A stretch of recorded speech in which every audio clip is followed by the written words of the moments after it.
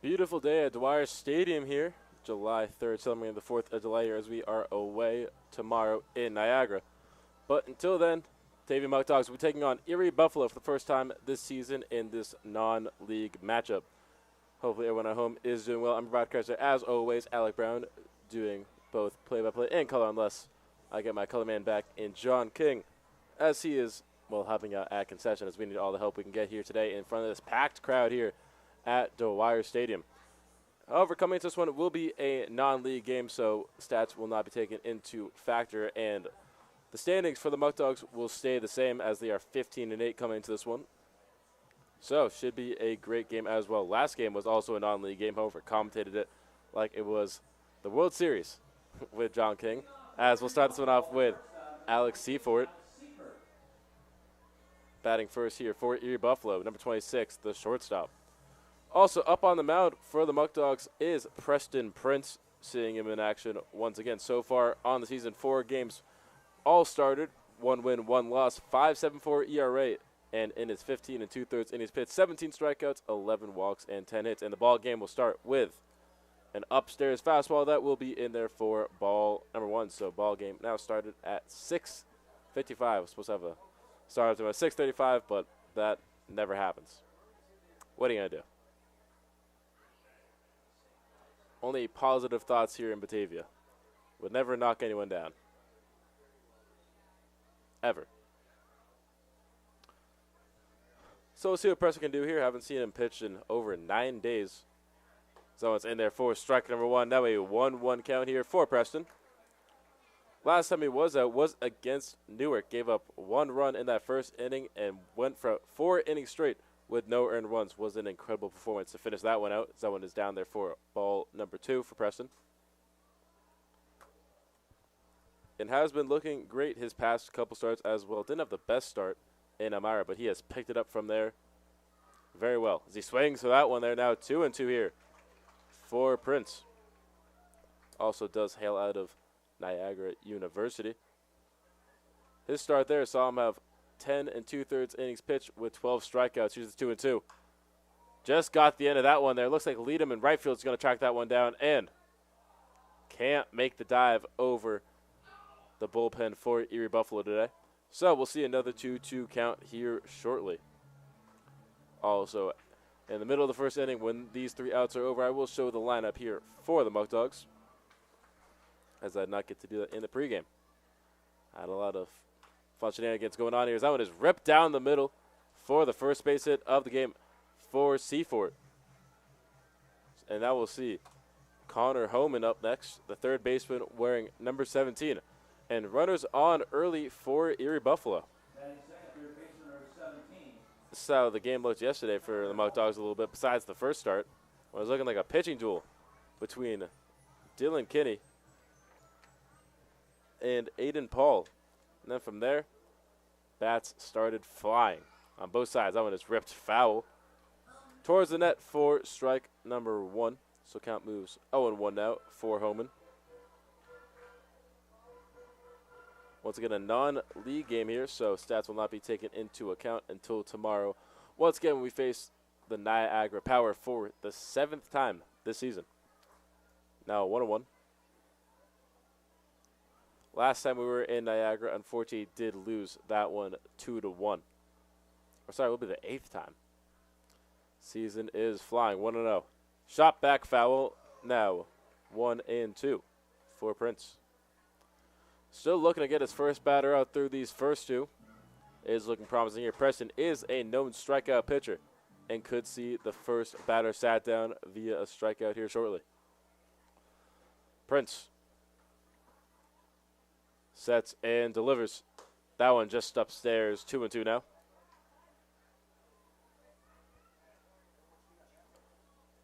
Also, coming to that part of the season, we might see some familiar faces around Batavia, unfortunately, start leaving for their college duties. That one upstairs there on that breaking ball forward. Now a full count here for Preston.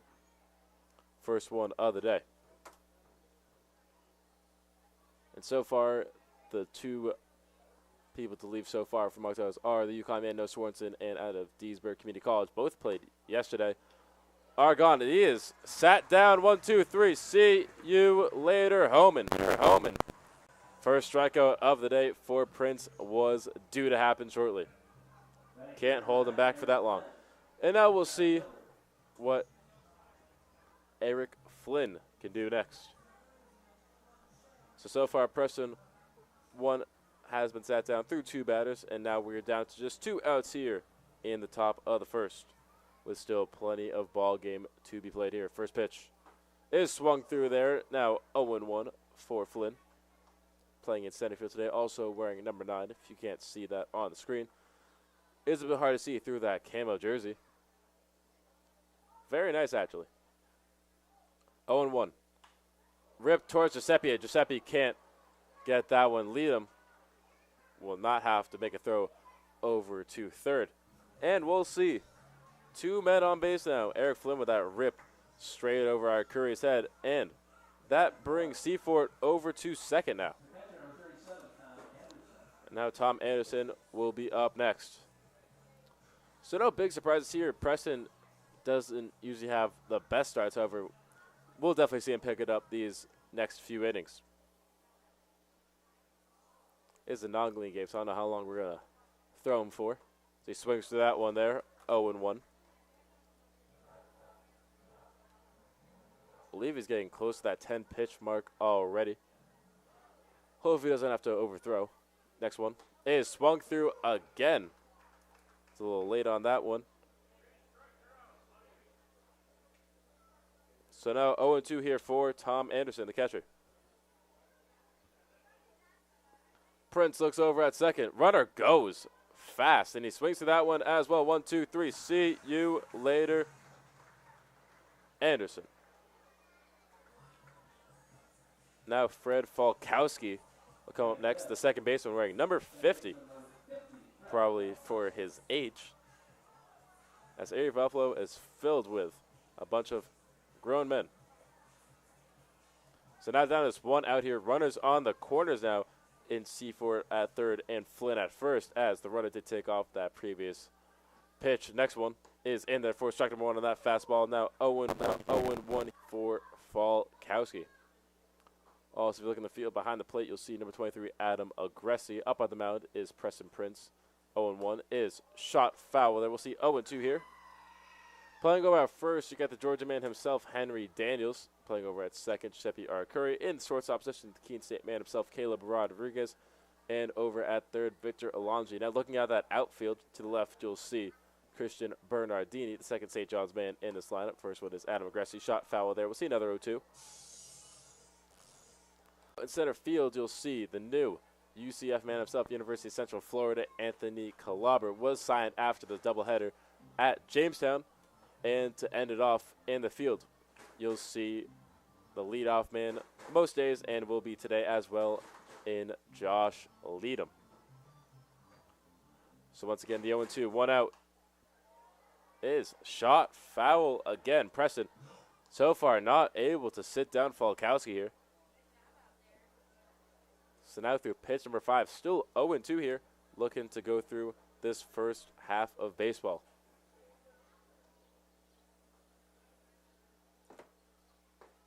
Just down below there. Thought that one was a strike. They'll say first ball, 2 and 1 and 2, I should say, as that would be correct. 1 ball, 2 strikes, 2 outs here.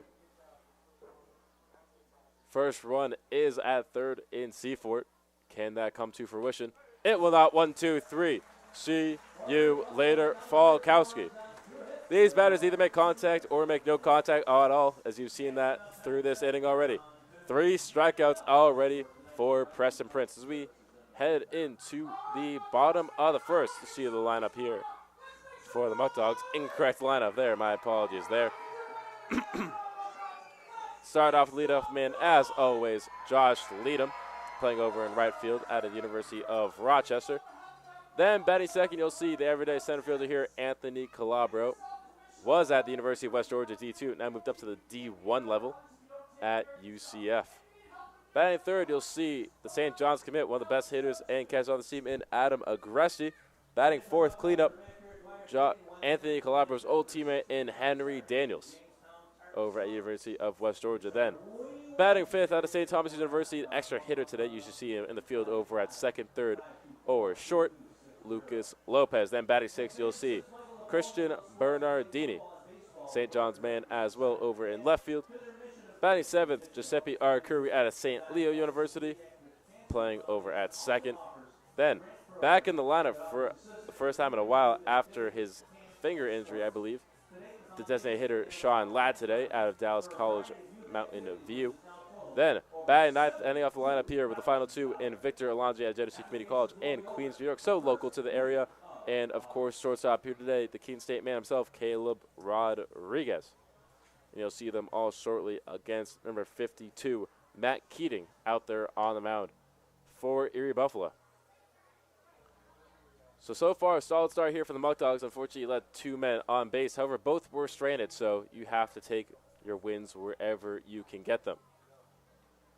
Just like the Muckdogs, keep taking these wins in the ninth inning. This one most likely will go down to the stretch, as that's how most of our games have been working this year. A lot of close ones, all coming down to the wire. And I'll start this one off here with Josh Leadham, the man out of the University of Rochester. Does lead his team in stolen bases with 18 now on season. Only caught stealing once. Also, one of two members on the team with a home run, other one coming from the man batting next in Anthony Calabro. That one is in there for ball number one. Also 55 at-bats on the season. Good enough for a .218 average, 7 runs batted. That one is ripped down the left field line. That one will go foul, however, so we'll see the 1-1 here shortly. Also 9 walks to 9 strikeouts on the season. Sorry, that one was ripped towards third apparently and will be out number 1, so apologies there. That ball just kind of got away from me. Sun's kind of in my eyes here. However, that won't stop me from doing my best to broadcast as we now bring up Anthony Calabro. First pitch here is in there for strike number 1 on that outside edge. And Calabro so far on season before he heads to UCF and his time is done here. As he rips that one high towards center field. Looks like, might even go shorter than that. Looking more like shortstop and the leadoff man. Seaford gets under that one for out number 2. So quick start here for the Muckdogs. Usually they take a little longer to heat up behind the plate, as you've seen for these past couple days. Hopefully we can get it going throughout the entire game here today, as we now see Adam Agresti come up to hit next. We'll see what Agresti can do here now. Batting .358 on the season so far for the Muckdogs. Good enough for a second in this hitting lineup. First pitch. Curveball drops down a little too far there. Makes it a 1-0 count now. Also, 11 runs batted on the season, tied with Calabro. Also 10 walks, tied with Rashad Robinson for the most. And that one is ripped towards shallow right field. It will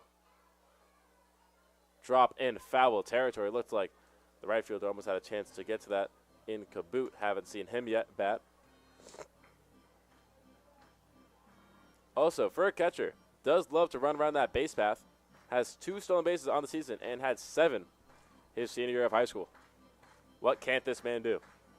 Also, 5 extra base hits on the season. Good enough for first in the lineup. Gressy has a lot of power to him. The 1-1. Drops down on that curveball for strike number 2. Now in the 1-2 count.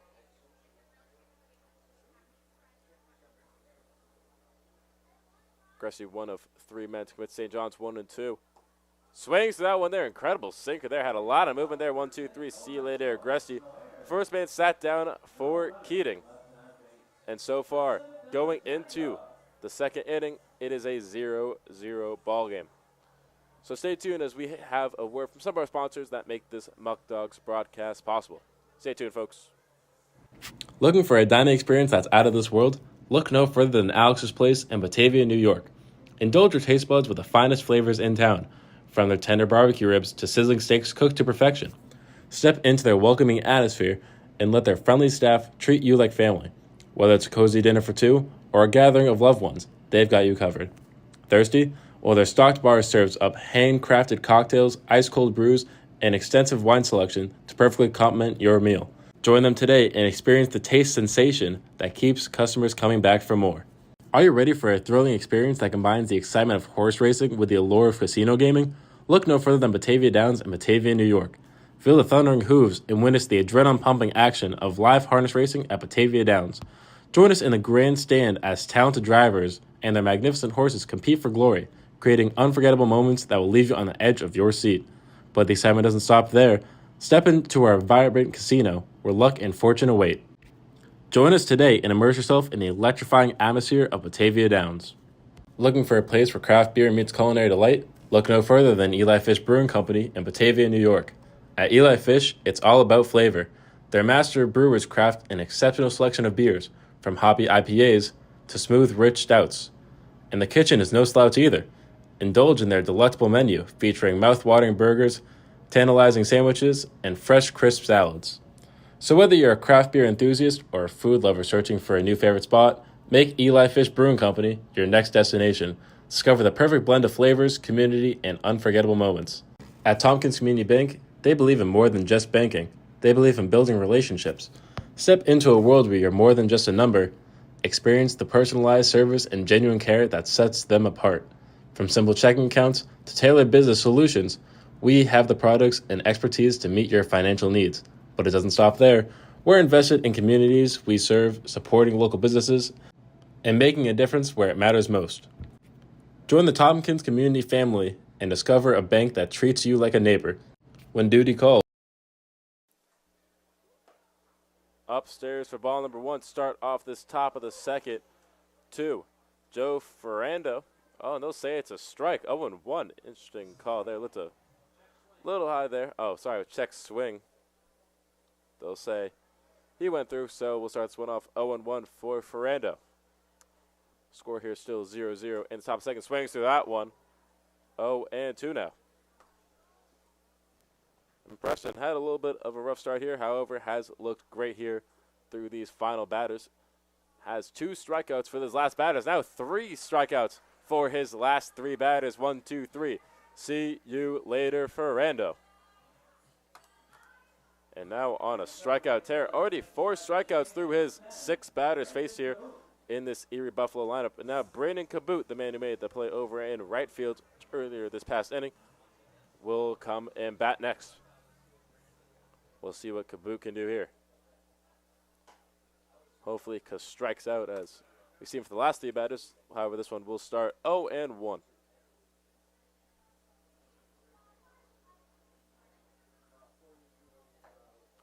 That one's in there for strike 1, so now 1-1 here for Caboot. And Preston now getting it all together. Next one. Outside there, 2-1. The thing with Preston is just had too much time off those 9 days. You really got to start just going out there and throwing. Upstairs there, 3-1.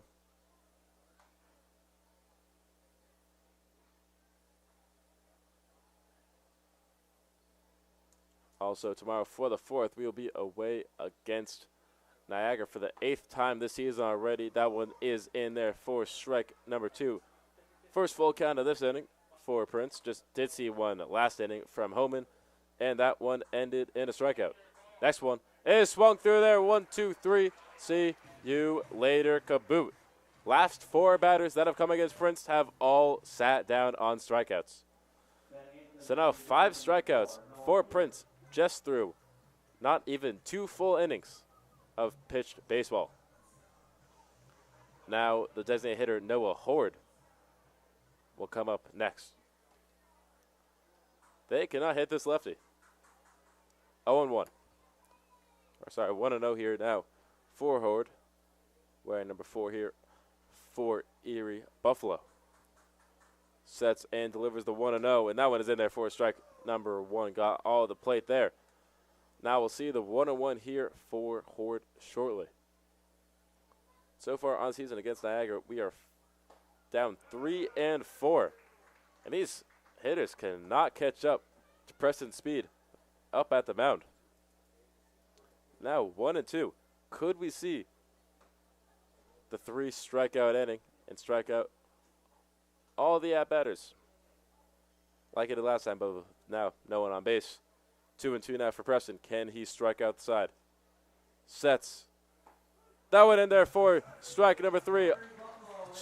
Fastball goes straight down the middle, hits that lower edge, and that will end the top of the second.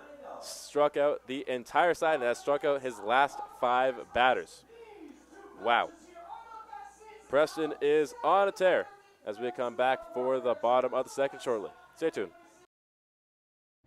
Looking for a dining experience that's out of this world? Look no further than Alex's Place and National Guard, the elite force dedicated to protecting our great state and nation. Join the ranks of brave men and women who proudly serve as the backbone of our defense. Train alongside the best, gaining skills that will last a lifetime.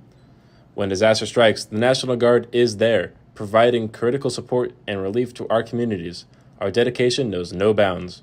From foreign soil to local streets, the New York National Guard stands ready to face any challenge, defending freedom and preserving peace. The New York National Guard, where heroes are made. Thirsty for a perfect beverage? Look no further than Right Beverage, the premier destination for all your drink needs. With a vast selection of beers, wines, spirits, and more, they have something to satisfy every taste and occasion. At Right Beverage, they promote responsible consumption because they care about you and your community. So, quench your thirst with confidence. Choose Right Beverage, your trusted beverage partner. Visit their website or contact them at 585-502-0502 to explore exceptional selections of beverages. Are you an athlete looking for specialized sports medicine care? Look no further than Rochester Regional Health. We understand the importance. Bottom of the second, we'll start here with the big man, Henry Daniels. Big country. Big swing there and a big foul ball. We'll start this one off. 0-1. Muckdogs still looking for their first man on base through inning number 2 now. And we'll see what the big man out of the University of West Georgia can do. Also from Norman, Georgia. Keating in the 0-1. Delivers just outside there. We'll say 1-1 out for Daniels. And so far, this season for Henry Daniels, batting a 197 with 6 walks and 6 runs batted as he swings that one there. Now in the 1-2.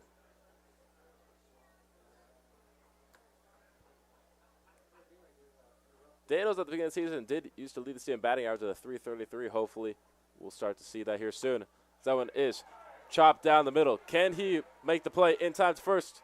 He cannot, as the first baseman drops it, and Henry Daniels will be the first man on for the Muckdogs here today. Looked like C4 read that a little too late and couldn't make the play over to Ferrando in time. Now Daniels does get on base and will be the first base hit here for the Muckdogs. Hopefully Lucas Lopez, the extra hitter, can lead up with that.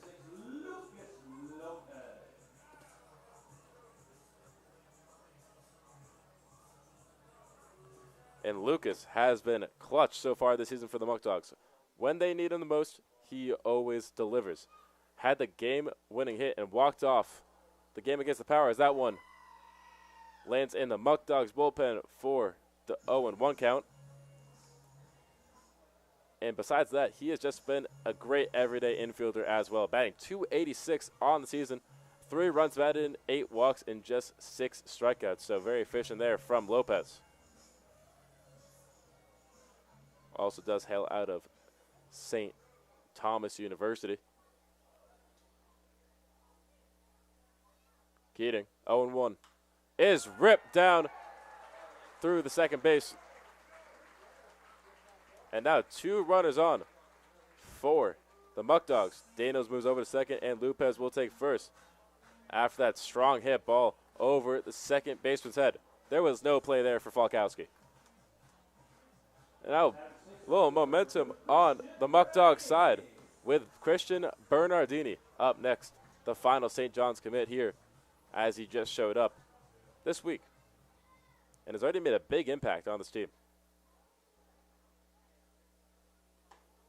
First pitch in there for strike number 1. We'll start this one off 0-1 for Bernardini.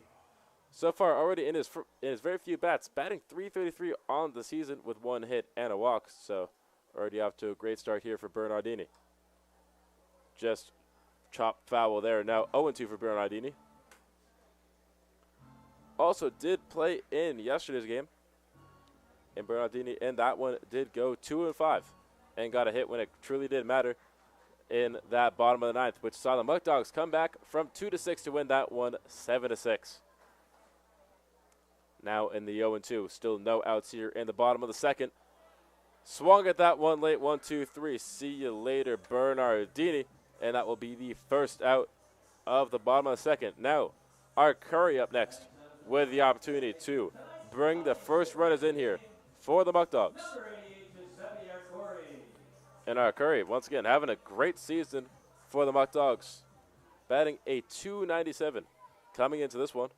Good enough for 6th on the team. Just a bunch of guys have been hitting the ball very well recently. Also, 11 runs batted on the season, tied with Calabro for the most. 6 walks and 3 extra base hits. Slider outside there, juice slide means the count will now be 1-1. Also in 2017, won a state championship with the Allentown Redbirds, so great job there, our Curry. Also, past season at college had a .283 batting average at St. Louis University. As both runners go, can he get down to time? They'll say Daniels is safe. Incredible job there by the speedster at 6'5". Not an easy height to move that way. And now runners in prime score positions over at third and second for the Muckdogs. Back to Curry at St. Leo. Last season had a .283 batting average, 4 home runs, 17 runs batted in, and a .934 on base slugging. So incredible numbers there for our Curry. And you're seeing it here this summer. Next pitch. Breaking ball outside there, now in a 3-1 count here for our Curry. Every time you see that juice slide, most likely will be a ball. 3-1 is shot up to the first baseman. However, that one will go foul. Thankfully, no one hit by that one. And now we'll move into the first full count here for Keating up at the mound. In some pressure here this inning. Did a great job through that first one, getting out the side for the Muckdogs, but now faces some adversity with Daniels on third and Lopez on second. Can our Curry get it done here? 3 balls, 2 strikes, 1 out. Double play most likely taken out. Payoff pitch is ripped towards left field. That one will land, scoring the first 2 runs here for your Batavia Muckdogs. And Giuseppe will walk into second with the stand-up double. And will be the first base hit of the day. Still only 1 out here. And the crowd is loving it here for the 4th of July celebration on the third. So incredible start here for the Muckdogs. Giuseppe will be credited with the 2 RBI double.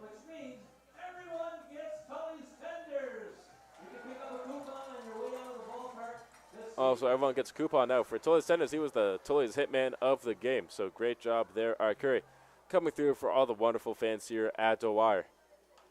That one is ripped foul there from the designated hitter, Sean Ladd. Don't remember the last time we saw Sean Ladd in action. Has been on the injury list. Last time we did play was June 24th against Elmira here in Batavia. Won that one 9-2. And that was the game that brought us into first place. So hopefully Sean can recreate that winning here, as that one is just outside there for ball number 1. Also, Sean does hail out of Dallas College Mountain View. Will be a sophomore there. Also, past season in Dallas College. Had a .791 on-base slug and went 6 for 7 on stolen bases and had 16 runs batted in. Hopefully, we can get an RBI here with our Curry over at second, as Sean Ladd will take time here behind the plate.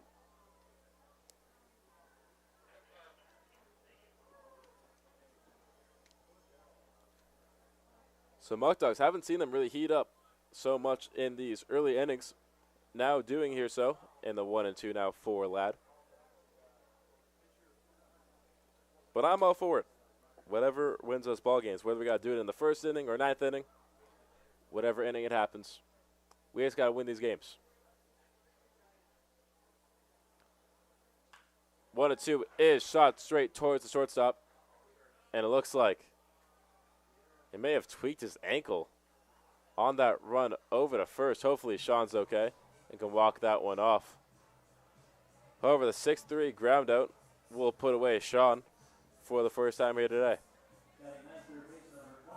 Now down to just one out here in the bottom of the second. Hopefully Sean's okay. Still looking a little wobbly there. However, now Victor Alonji will come up to bat next, with our Curry still over at second in scoring position, and now finds himself in the 1-0. Also out of Greece, New York, so local to the area. Alonji is also batting 176 on the season with 5 runs batted in and 1 walk. Also plays an incredible third base here for the Muckdogs. Have seen a few times this season already where Alonji comes in that final inning just for his incredible defense. Now in the 2-0. Shoots that one high towards left center field. That one will fall in the hands of the left fielder, Alex Webster, for the final inning here. Got a lot of that one. Shot didn't go further. Maybe some because of the high elevation. However, Muckdogs don't come out of this one empty-handed. They will go into the inning number 3 up 2-0. So great start here for the Muckdogs as we head to commercial break. Stay tuned. Looking for a dining experience that's out of this world? Look no further than Alex's Place in Batavia, New York. Indulge your taste buds with the finest flavors in town, from their tender barbecue ribs to sizzling steaks cooked to perfection. Step into their welcoming atmosphere and let their friendly staff treat you like family. Whether it's a cozy dinner for 2 or a gathering of loved ones, they've got you covered. Thirsty? Well, their stocked bar serves up handcrafted cocktails, ice-cold brews, and extensive wine selection to perfectly complement your meal. Join them today and experience the taste sensation that keeps customers coming back for more. Are you ready for a thrilling experience that combines the excitement of horse racing with the allure of casino gaming? Look no further than Batavia Downs in Batavia, New York. Feel the thundering hooves and witness the adrenaline-pumping action of live harness racing at Batavia Downs. Join us in the grandstand as talented drivers and their magnificent horses compete for glory, creating unforgettable moments that will leave you on the edge of your seat. But the excitement doesn't stop there. Step into our vibrant casino where luck and fortune await. Join us today and immerse yourself in the electrifying atmosphere of Batavia Downs. Looking for a place where craft beer meets culinary delight? Look no further than Eli Fish Brewing Company in Batavia, New York. At Eli Fish, it's all about flavor. Their master brewers craft an exceptional selection of beers, from hoppy IPAs to smooth, rich stouts. And the kitchen is no slouch either. Indulge in their delectable menu featuring mouth-watering burgers, tantalizing sandwiches, and fresh, crisp salads. So whether you're a craft beer enthusiast or a food lover searching for a new favorite spot, make Eli Fish Brewing Company your next destination.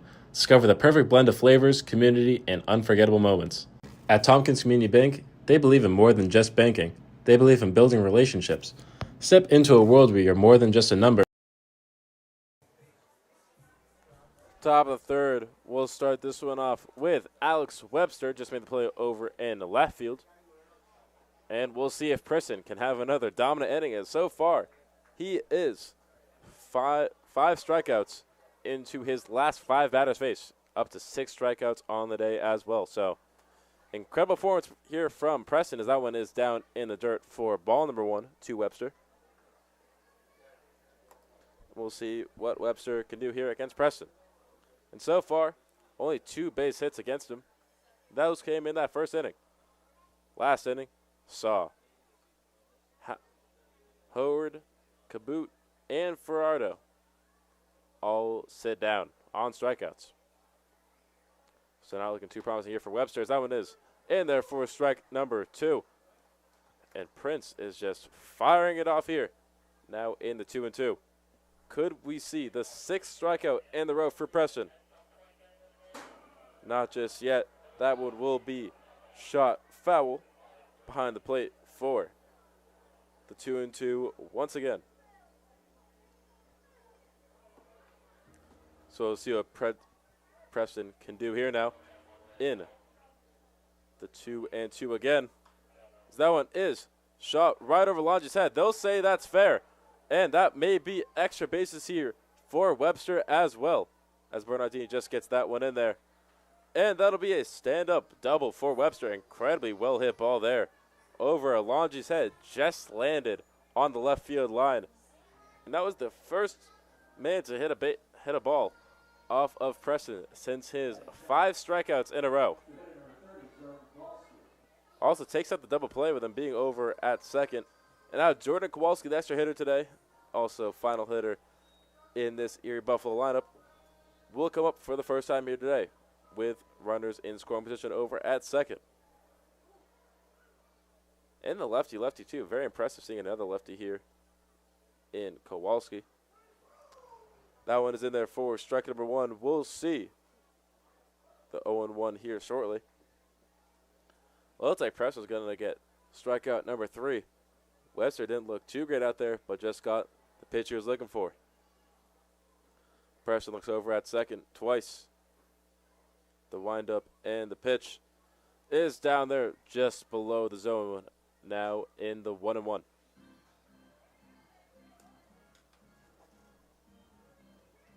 So Preston, you may see him go another inning or 2 as the coaches don't want to overtime here for a non-league game. Check over at second. We'll now see the 1-1. Prince.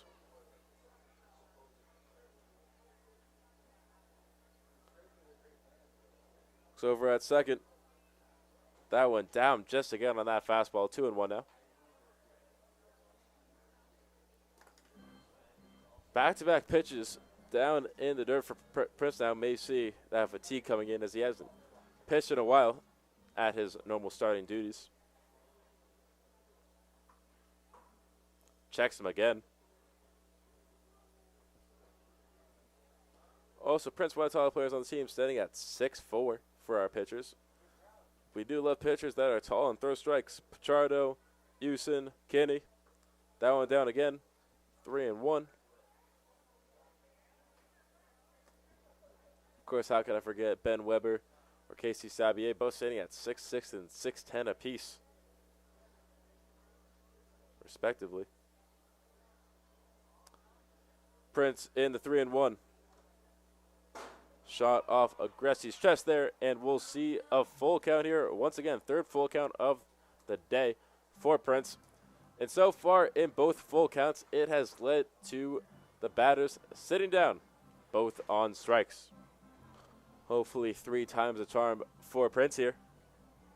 And we can see strikeout number 7 of the day.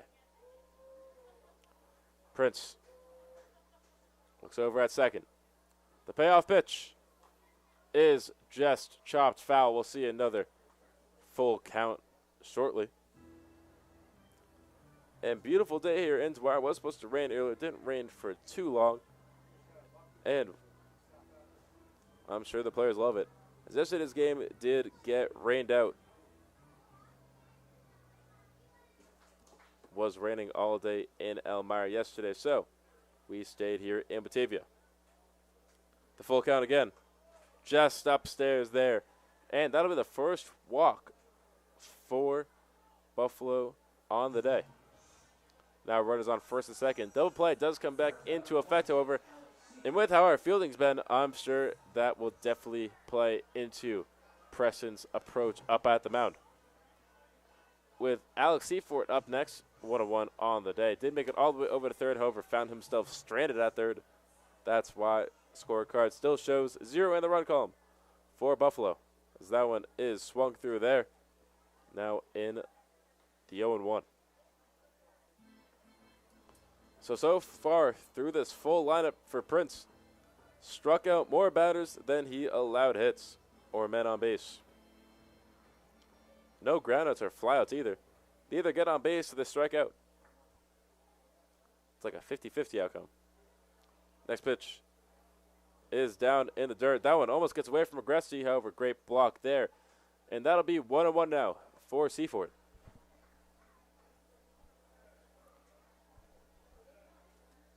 Does an incredible job playing shortstop for probably how old he is.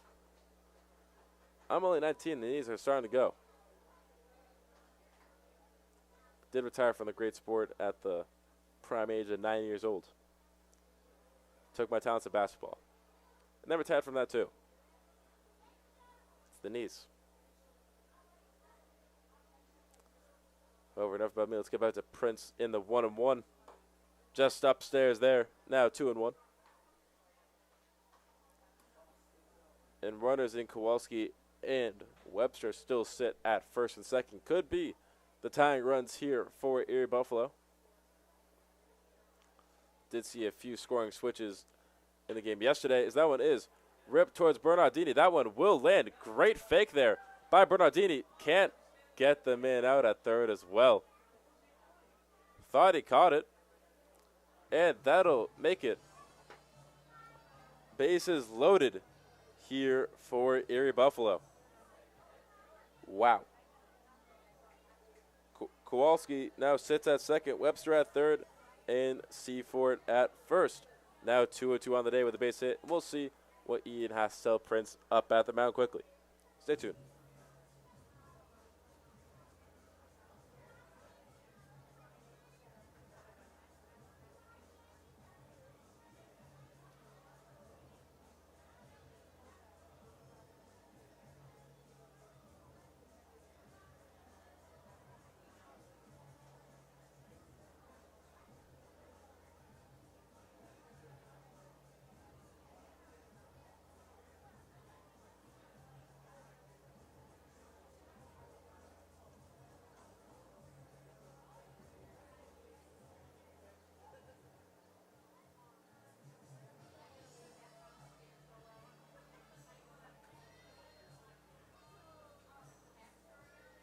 And after that short talk from Ian, we'll resume in the new count to Connor Homan.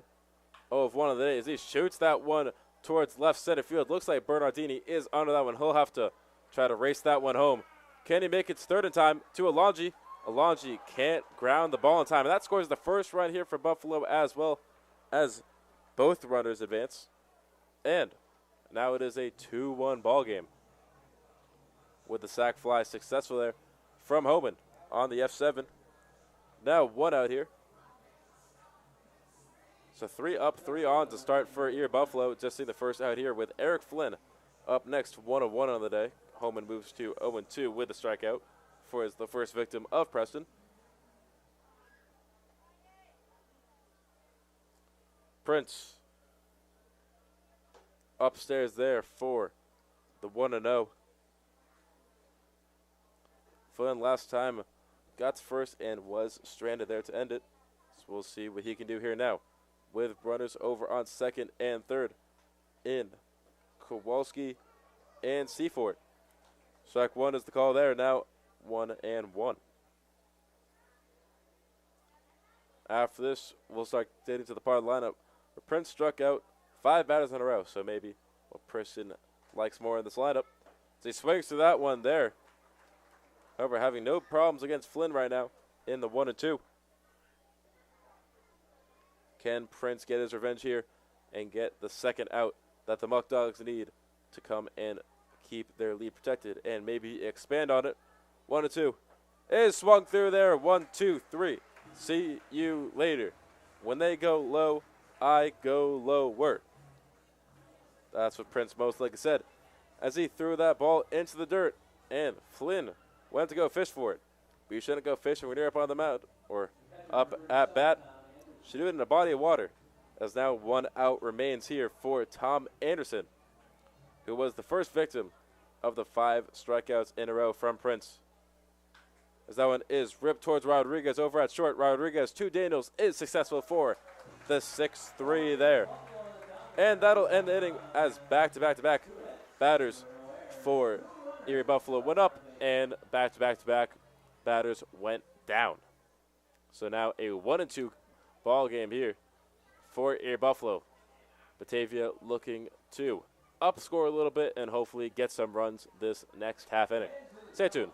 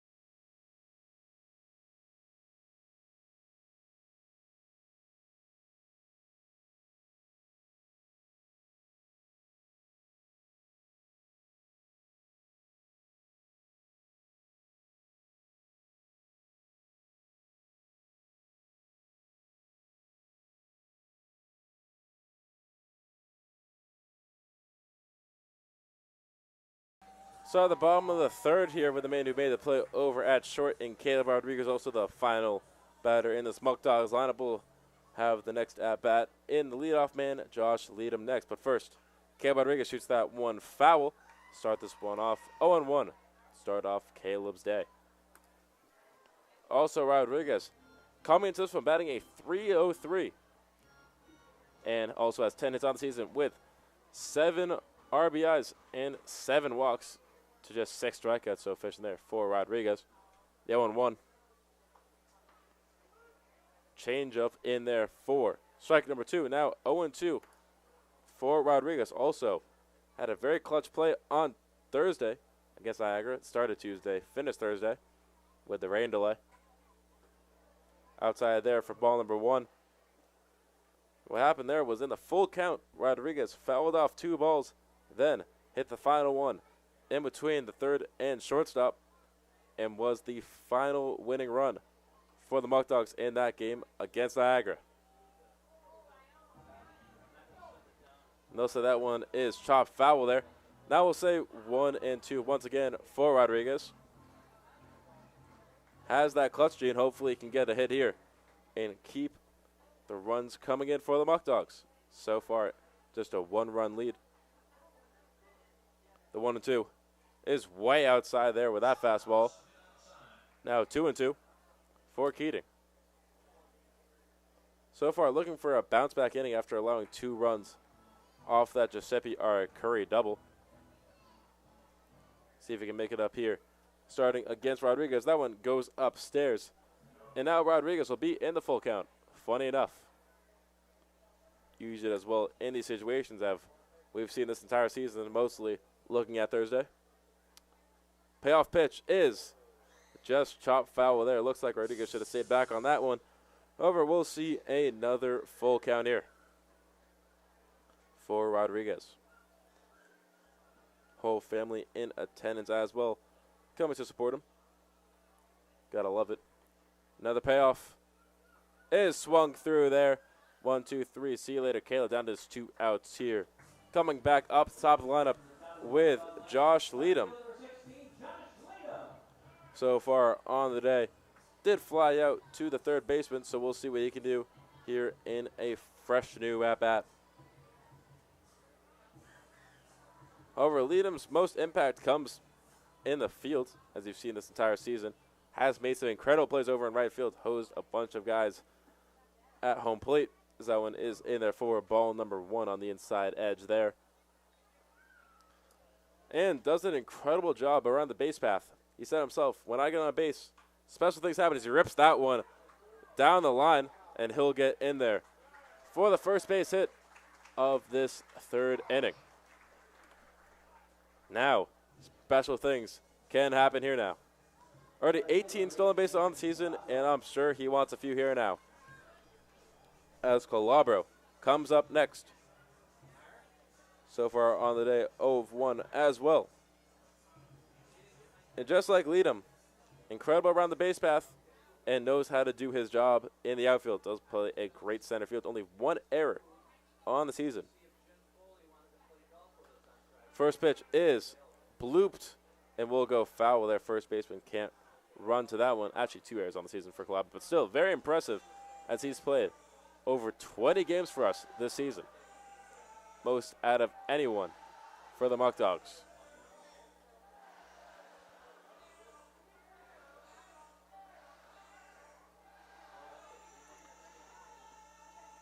And Calabro on the season, .246 batting average, 11 runs batted in, and 12 walks with 5 extra base hits. 1 being a triple, and 1, of course, being that home run we had against Jamestown. Outside there, Leadham goes and does slide in to second. And what do you know? Leadham steals a base. Who could have saw that coming? Everyone. So now Calabro, most likely the base hit, would score run number 3 here for the Muckdogs and be Leadham's first time getting home. Still only 1 out here. Keating looks over at second. Worried about Leadham now. We'll check over at second. Get a little scare attack going there. And we'll see the 2-1 now once again. See what he can do this time. Keating throws over at second again. Almost overthrew it there. And that would have definitely sent lead him home.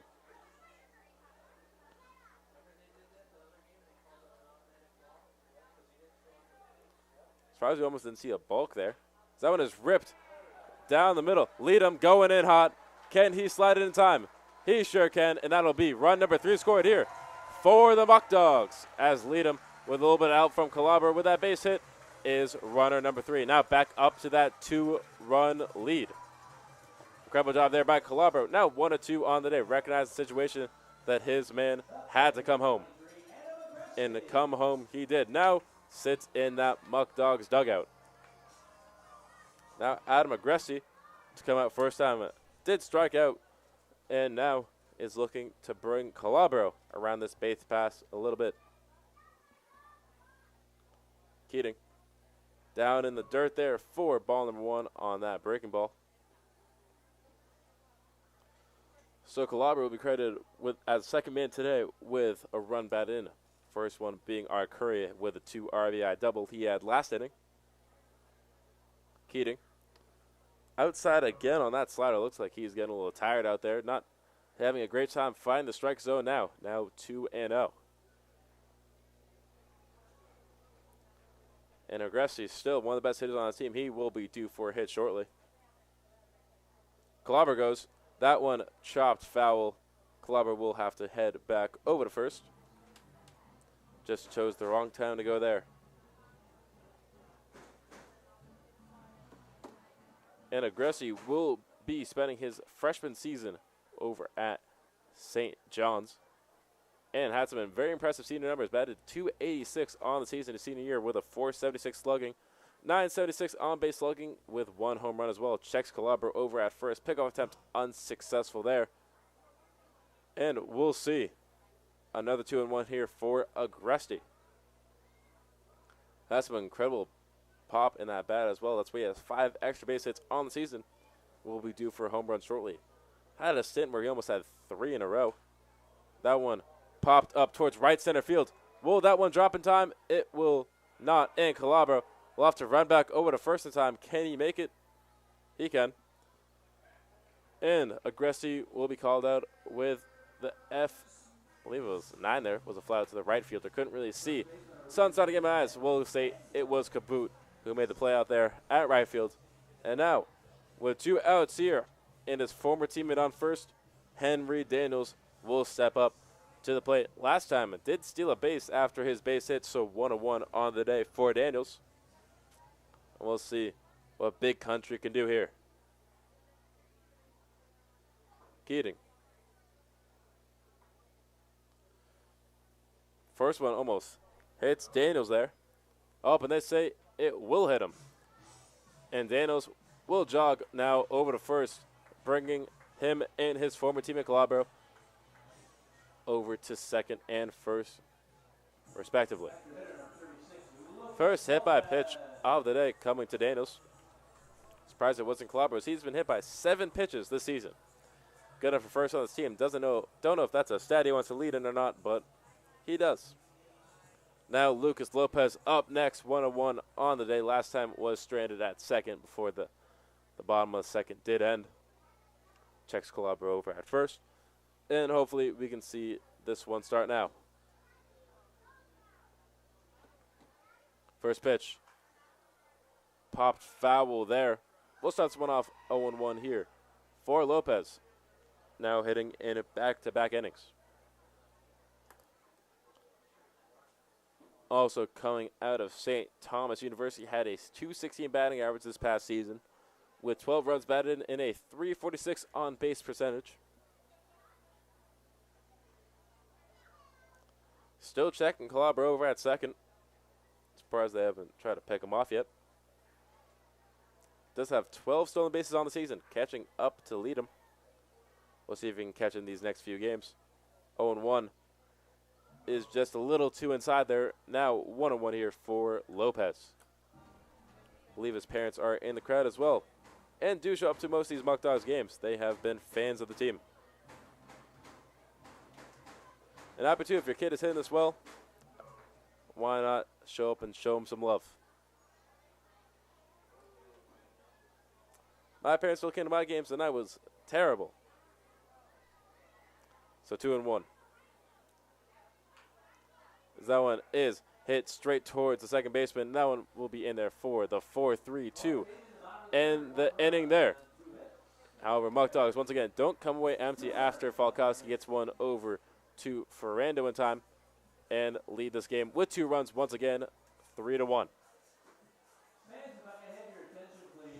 Looking for a dining experience that's out of this world? Look no further than Alex's Place in Batavia, New York.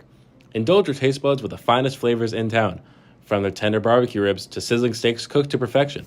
Step into their welcoming atmosphere and let their friendly staff treat you like family. Whether it's a cozy dinner for 2 or a gathering of loved ones, they've got you covered. Thirsty? Well, their stocked bar serves up handcrafted cocktails, ice-cold brews, and extensive wine selection to perfectly complement your meal.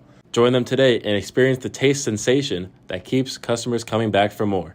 Are you ready for a thrilling experience that combines the excitement of horse racing with the allure of casino gaming? Look no further than Batavia Downs in Batavia, New York. Feel the thundering hooves and witness the adrenaline-pumping action of live harness racing at Batavia Downs. Join us in the grandstand as talented drivers and their magnificent horses compete for glory, creating unforgettable moments that will leave you on the edge of your seat.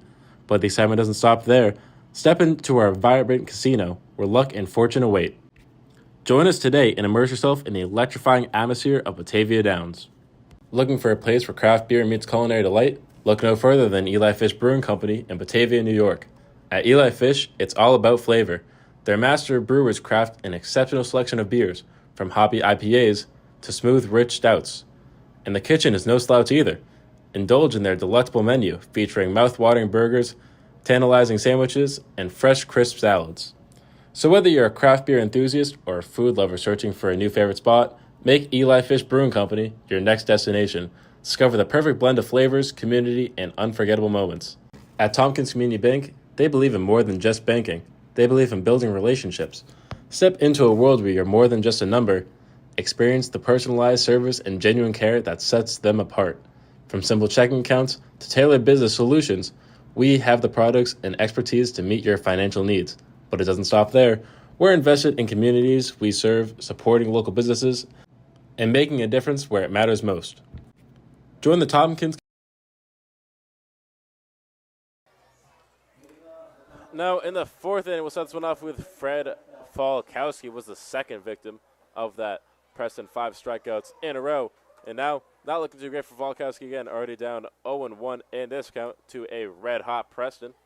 Did get out the last 3 batters after allowing 3 on, as that one is shot towards center field. It looks like Calabro will be under that for the first out of the top of the 4th. So 2 pitches in already, and Preston looks great.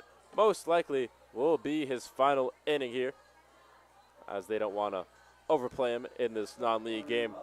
However, that one will now bring up Joe Ferrando. 0-1 on the day. Once again, was a victim of that Preston strikeout rampage. Was a 3rd victim, and now finds himself up once again, down 0-1 so far. I guess for this game, first pitch is outside there on that fastball. Start this one off. 1-0 here for Ferrando. So last inning was the first time we saw anyone fly out or ground out off the back of Preston's pitching. They'll say foul tip there, now 1-1. But before that, it was either you got on base or you struck out. And that's been the case here for this entire game. As he swings through that one there.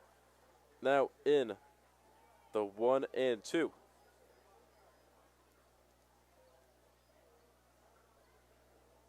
That one down in the dirt there. That one gets away from Aggressy as well. 2-2 now. Preston starting to pick up the pace here. He wants out number 2 badly.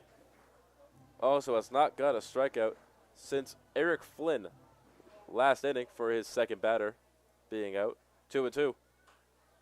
Won't get it here, however. That one will be popped straight up to R. Curry over at second. 360 spin as well. Gotta love the swagger there from Juice. If he dropped that over, that would have been bad. But our Curry doing our Curry things. Now down to just one out here with Brandon Kaboot up next. Playing over in right field, did make one of the plays last inning against the Muckdogs offense. We'll see what we can do here. Now on offense. So far 0-1, hasn't done much. Got that full count against Preston and could not get on base. So 0-1 on the day. And now 1-0 in the count. Next one looks a little down, but we'll say it hits the corner on the outside, bottom corner. Now 1-1 here for Kaboot. Next one is swung through there. Now finds himself down very fast. Now 1-2. Could this be the final pitch we see from Preston here today? The 1-2 sets and fires outside there. That one gets away from Agresti as well. Now 2-2 here for Prince Du Kaboot. Starting to get a little cloudy here at Dwyer Stadium. Sun's starting to fade away. 2-2. Hit straight towards Rodriguez. Rodriguez over to Daniels for the 6-3 is good. Same way the last top inning ended on the 6-3 is the same way that this one ends. So still a 3-1 ball game here. Muckdogs will look to add to their lead and be up by more than 2 runs for the first time in this game in the bottom of the 4th shortly. Stay tuned.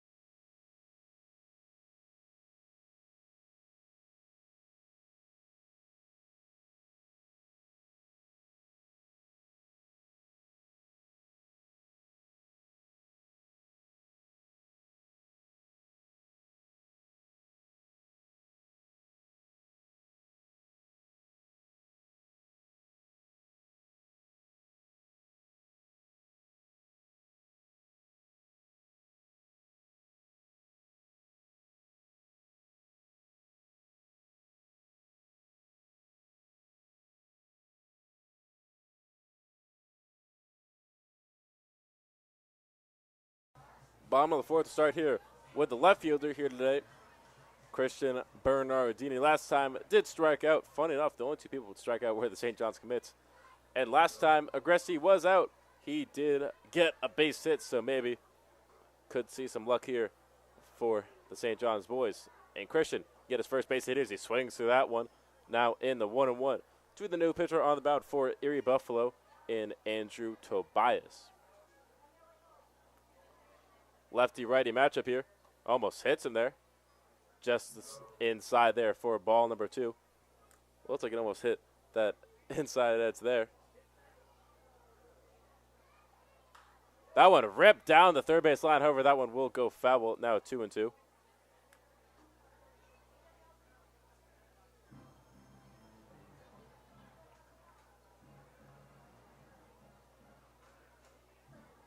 Bernardini in the 2-2 to Tobias for his first at-bat. That one a little upstairs there. And Tobias will start off his day with a full count. Can Tobias hit down his first batter here in Bernardini? Will Bernardini get his first hit? Curveball. way up there, and he'll get the walk on the full count. So Bernardini's still 0-1. However, I think he'll be content with getting on base with Giuseppe Arcuri. Up next, last time out, did get the extra base hit to send in Henry Daniels and Lucas Lopez. Hopefully, now can send in Bernardini over at first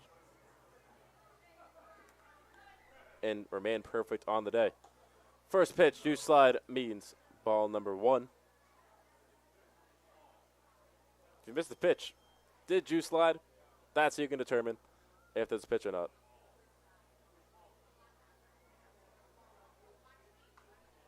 That one chopped foul there. Now 1-1.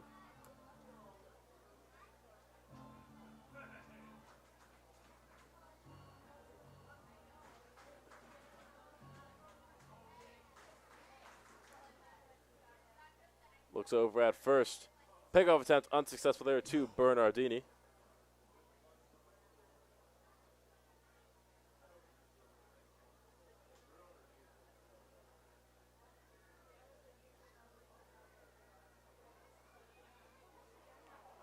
Now Bernardini goes in a pickle now. Can Bernardini slide in time? He can not. Unfortunate there for Bernardini getting caught up between first and second in that pickle. And now no one remains on base for the Muckdogs. Now also one out here in the 1-1 for Arcuri. Unfortunate turn of events there, however. Still a 3-1 ball game, so nothing to be too mad about. 1-1. Curveball just outside there for the 2-1 now to Arcuri.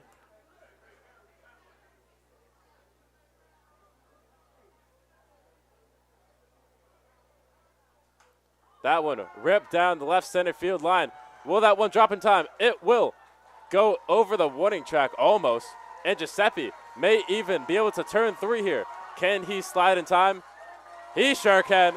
And Giuseppe now on the day. 2 extra base hits. 1 with a double and now the triple here. Unfortunately, Bernardini should have been content at first as it would have been a 4-1 ball game now. However, Sean Ladd has the opportunity to make it a 4-1 ball game. Last time had some trouble getting over to first. Hopefully is not injured again. However, he'll stay out here. For the lefty-righty for Tobias. First pitch is swung through there. 0-1 now. But Giuseppe Arcuri looking incredible out there. That one ripped right over the second baseman's head, and that will score run number 4 here for the Muckdogs after Arcuri gets rewarded for his triple.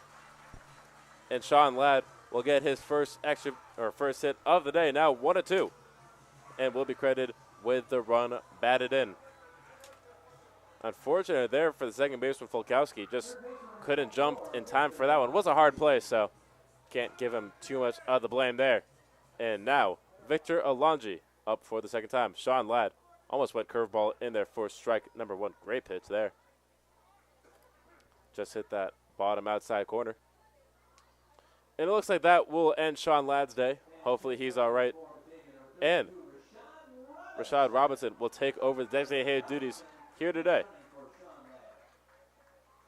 Great man to have as a pinch runner, as Rashad is an incredible athlete. Can steal bases, also can play basketball. Was recruited for basketball coming out of high school as well. Averaged 19 points his senior season. Can do it all. Next pitch. Almost hits Alonji there. Will now move into a 1-1 count with 1 out here. So, inning can also end at any given time with double play in order. Pickoff attempt unsuccessful there for Robinson. He'll stay on base. Don't blame him for looking over there. Leadham stole, Calabro stole, and then Bernardini was almost caught stealing.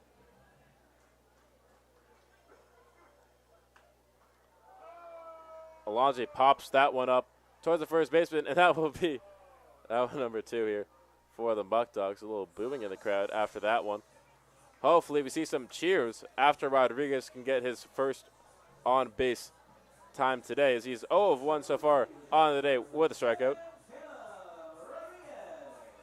Also did hit last inning, did strike out in that one. So now in back-to-back innings has the opportunity to get on for the first time here today in front of his family. And that one was nowhere near close to second base. Robinson gets in there in fashion. Took advantage of the lost Tobias out there. And now Robinson has a chance to score over in second from a Caleb Rodriguez hit. It worked with Leadham. Hopefully it works with Robinson here, as it is starting to get dark here at Dwyer. Next pitch in there for strike number 2. Sorry, strike number 1. Now 1-1 here to Caleb.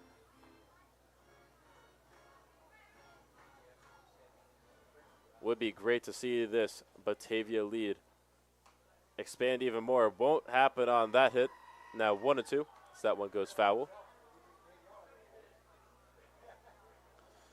And Robinson will head back over to second. So Rodriguez now with another opportunity to bring in Rashad.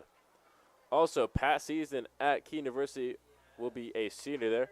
Had a 331 batting average, 372 slugging, 23 runs batted in, and a 434 on base percentage. Also, last summer the Muckdogs had a 254 batting average, 451 on base percentage, and a 739 on base slugging. So already improving from last year. You can see it here this year as well as that one is chopped foul there. 1-2 now again. Tobias looks over at second. Robinson goes. Curveball. They'll say ball number 2. Looked like that one was almost in there. And Rashad will steal third. Incredible there for Robinson. Not too much of a shocker there, as on the season, Rashad does lead this team in stolen bases, or second, I should say, with 12. Calabro in third with 8. And Caleb Rodriguez, funny enough, at bat right now with 5. Shot foul again. Rodriguez making it hard for Tobias here. You usually see that from Rashad Robinson over at third. It's one of those pesky hitters that you can never seem to get out. Knows how to draw the counts as well. That's why you always see Rodriguez in these long counts as well. As that one is shot towards the right fielder, and it looks like he comes in for that one, and that one will unfortunately end the inning on the back of Kaboot. And Rashad will unfortunately be left stranded after the F9. However, Batavia still leads in this one and grows their lead with the Curry triple, then the Sean Ladd RBI.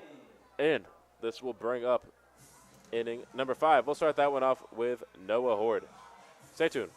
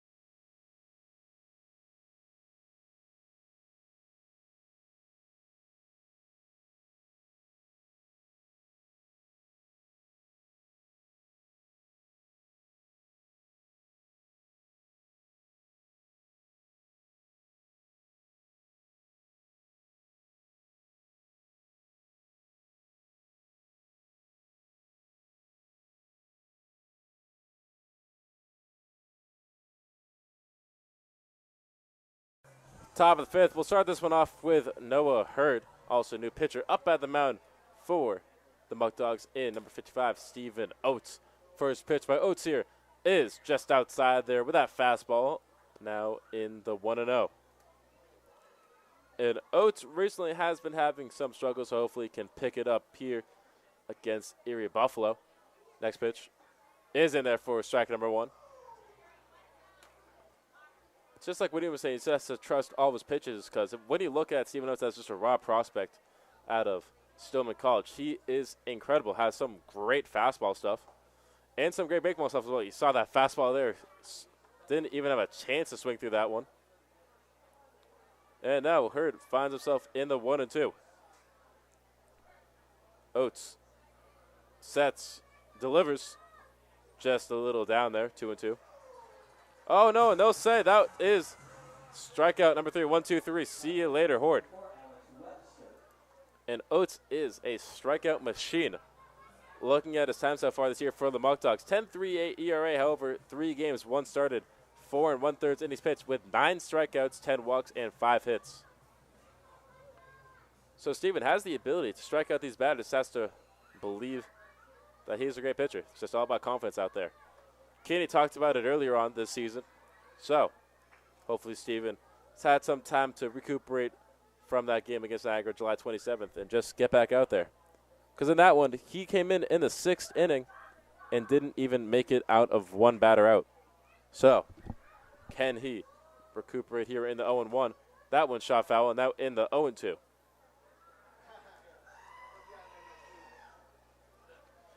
And Oates is a great pitcher, so I believe in him. And had a great outing against Jamestown that first time up, just had a few unlucky hits. So we'll see if Oates can make that second strikeout happen here. Got his signal. 0-2. Swung through there. 1, 2, 3. See you later, Webster. Webster now 1-1 or 1-2. Now coming to this next at bat. Now Jordan Kowalski will come up next. 0-0 on the day with a walk. So we'll see if Kowalski gets his first either out or time on base with a hit. Oates upstairs there for ball number 1. And so far, Oates having a bounce back inning here.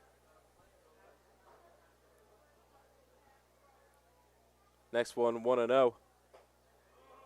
Just a little upstairs there. Thought that one was in, but we'll say 2-0. And it happens to every good pitcher. You even saw it with Pichardo against Jamestown at one time. Just didn't get that many strikeouts. Had a few more earned runs than average against him. Had 2 in that, or 3 in that one. And just couldn't get it done. So everyone knows that Pichardo is a great pitcher and went back at it the very next game. So Oates looking to do the same here. 3-0 now. Does take the free one. Wow. They called that a walk, so I guess the strike zone closing down here a bit in this top of the 5th, down to just 1 out. Kowalski will walk for the second time, and that'll bring us back up top of the lineup with Alex Seafort. So far on the day, 2 of 2. Could be Oates' hardest challenge of the day. Looks over at first. Sets and fires. That one down in the dirt there. Over, great block there by. Looks like there's actually more to Lara behind the plate. May have been a defensive substitute. I missed, so maybe Aggressi's time is done. As that is not 23 behind the plate, that's 44. If you guys are familiar with the numbers here for the Muckdogs, 1-1. One allows 44. Sun peeking back out through these clouds, getting a little bright here in the broadcast booth. Runners in. Kowalski is still over at first. The 1-1 is just a little too below the strike zone there. So now 2-1. Also, second man on this team from Mobile, Alabama. Second one is Rashad Robinson. Just saw Rashad sub in last game as a pinch runner and did score as well. So great job there, Rashad. Next pitch is chopped right to Rodriguez. Ken Rodriguez with the play to Daniels in time. Cannot. That one gets away from Daniels. And runners will move on the corners here. Just a weak hit ball there by Seafort for his third time on base in this one. No, so that's a hit. Was a hard play to make, so Rodriguez with the overthrow. Not a big deal. Also, Seafort as the runner was getting to Daniels that time, so unfortunate there. But now Connor Homan up next, 0 of 2 on the day. Hopefully will be the final batter here for Oates in this inning.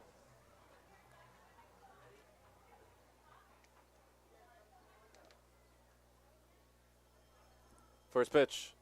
Hits him there. Hopefully he's okay. That one looked tough. Just got away from Oates. And now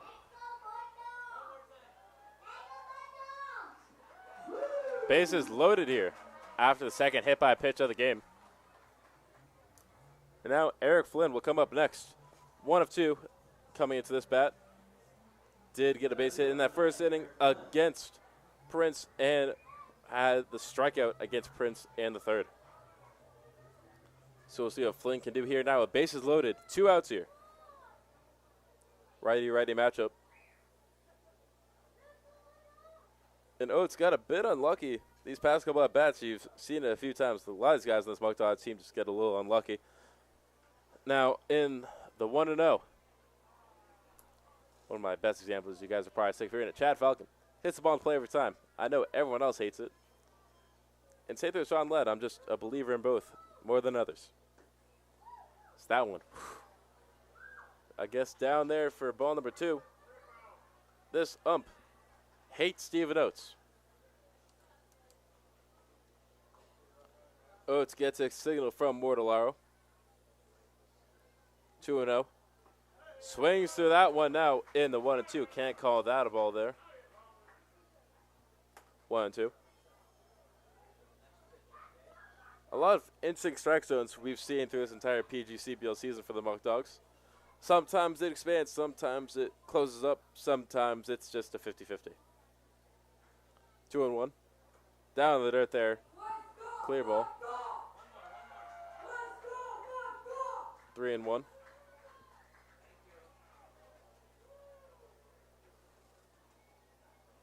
Get a lot of let's go Muckdogs chance here now. That one just a little outside there. Didn't hit that top outside corner. And the runner at third in Seafort will score. Oh, sorry, that was Kowalski that scored. And now Seafort over at third, Coleman over at second, and Flynn over at first with the walk. Now seeing a little bit of a control issue problem here and some interesting umping for Stephen Oates, with Tom Anderson up next. 0 of 2 coming to this at bat with a ground out and a strikeout. Hopefully Oates can finish out this inning now. As score is now 4-2, I thought. Not changing on the scoreboard. Not too sure why. However, they'll say 0-1 here for Anderson. Maybe I'm just going crazy. Is that one a little below there? With Anderson up. Now in the 1-1.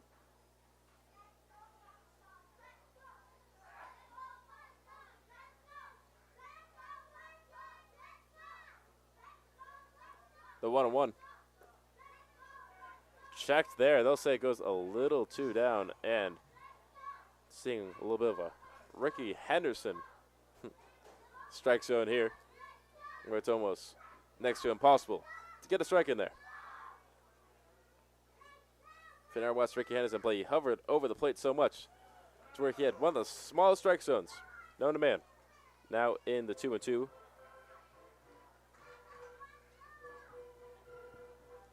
Can Oates end the inning here against Flynn and only have 1 earned run? It was 4-2. I'm not going crazy just yet. 2-2. Just upstairs there. We'll see the full count here shortly to Anderson. Crowd getting upset here. Someone just yelled out, put it in the strike zone. Tell the ump to. there's been plenty of strikes that have been called balls.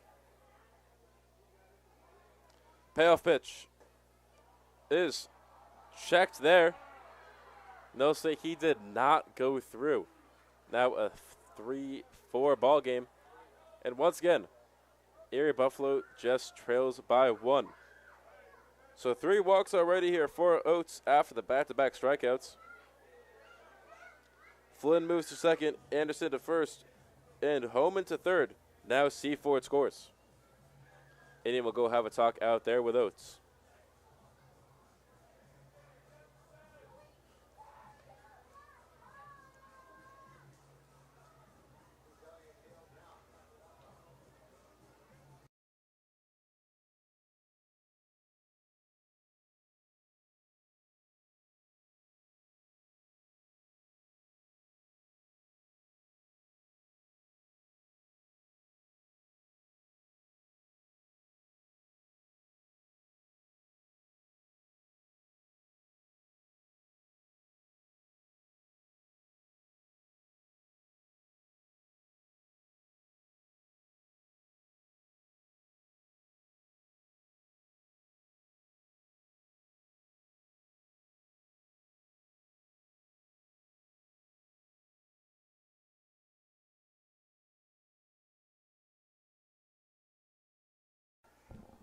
And now back in action. They'll keep Steven Oates out here.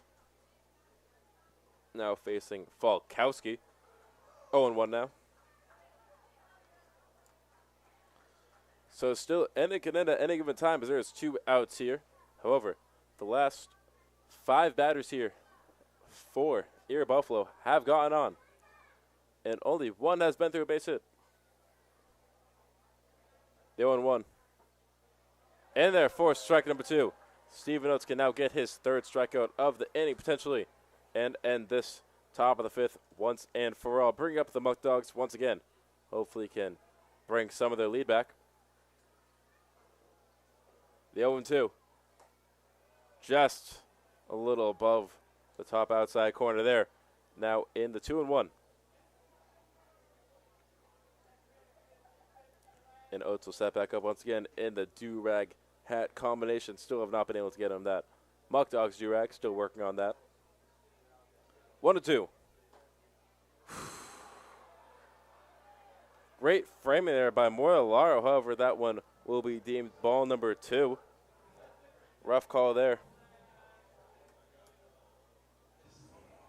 Bases still loaded here for Erie Buffalo. The 2-2. Hit down the first base line. Daniels grounds that one and makes the play himself for the final out here. However, Erie Buffalo doesn't walk away from this one empty-handed. They now just are down by 1 run, 3-4. Going into the bottom of the 5th, Batavia needs to grow their lead again. Look, we have the products and expertise to meet your financial needs, but it doesn't stop there. We're invested in communities we serve, supporting local businesses, and making a difference where it matters most. Join the Tompkins community family and discover a bank that treats you like a neighbor. When duty calls, who will answer? Introducing the New York National Guard, the elite force dedicated to protecting our great state and nation. Join the ranks of brave men and women who proudly serve as the backbone of our defense. Train alongside the best, gaining skills that will last a lifetime. When disaster strikes, the National Guard is there, providing critical support and relief to our communities. Our dedication knows no bounds. From foreign soil to local streets, the New York National Guard stands ready to face any challenge, defending freedom and preserving peace. The New York National Guard, where heroes are made. Thirsty for a perfect beverage? Look no further than Right Beverage, the premier destination for all your drink needs. With a vast selection of beers, wines, spirits, and more, they have something to satisfy every taste and occasion. At Right Beverage, they promote responsible consumption because they care about you and your community. So, quench your thirst with confidence. Choose Right Beverage, your trusted beverage partner. Visit their website or contact them at 585-502-0502 to explore exceptional selections of beverages. Are you an athlete looking for specialized sports medicine care? Look no further than Rochester Regional Health. We understand the importance of having access to top-notch orthopedic experts close to home. That's why they're proud to offer a comprehensive Bottom of the fifth starts there with a ball to not Josh Leadham. Actually, will be Kyle Hetherington taking over Leadham's job here. So great job, Leadham. Another ball there, 2-0. So great job here by Leadham. Did score off his single base hit, 1-2 in this one. That one is ripped down the right field line. Will that one go? Foul, it will. So now 1-2 here for Hetherington out of Lipscomb University. Had one of the craziest sample sizes I've ever seen for a hitter. In his 8 plate appearances, had 2 home runs, a .500 average, and 4 runs batted in, also a .1200 slugging. Also did walk twice. So only didn't get hit 6 out of 8 times. So just uber efficient there for Hetherington. Now in the 3-1, known more as a first base coach here at Batavia. Also is a great hitter. Down the dirt there, and Hetherington will draw the walk in the bottom of the 5th for the first man on for the Muckdogs. So great job there, Kyle. Only swung at 1 pitch, and that's all I need to swing at. Only one that went in the strike zone. Now Trey Bacon will come in for Calabro. So seeing a bunch of subs here by Skip Rodriguez, the manager. First pitch above Trey's head. Very impressive to do here as he does stand at a supposed 5'11". So Trey Bacon now taking over for Calabro in center field.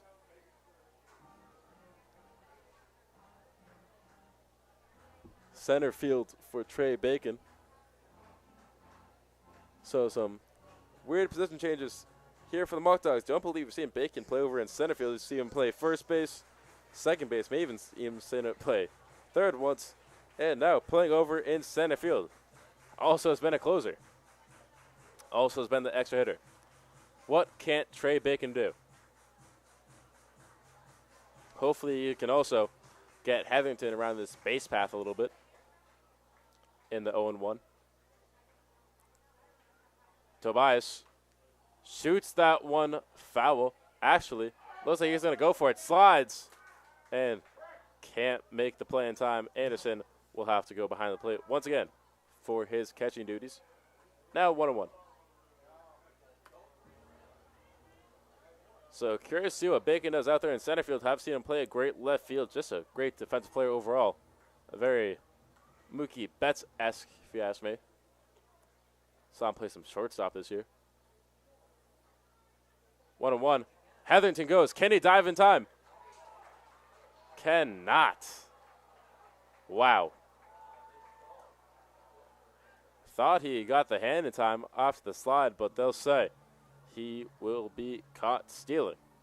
And now no one left on base and down to 1 out here, or down to 2 outs here, 1 out for the Muckdogs. Tobias almost hits Bacon there. Has to get out of the way as soon as possible, and does now in the 2-1.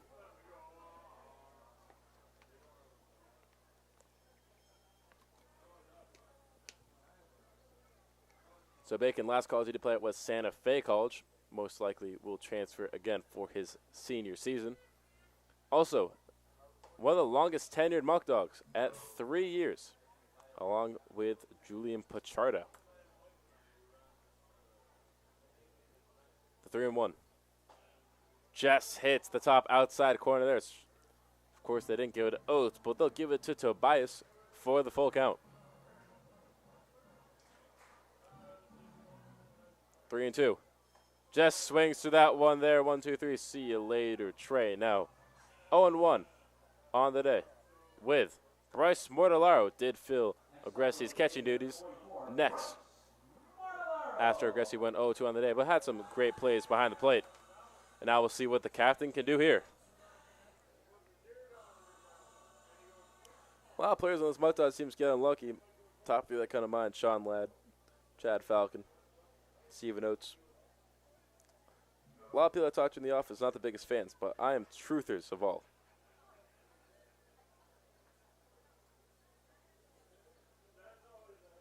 They're good players. Stats aren't everything. 1-1. 2 Mortellaro. Someone who believes stats weren't everything. Mortellaro came in till 4 a.m. some days with the clubhouse manager, Eric, and took BP till 4 a.m.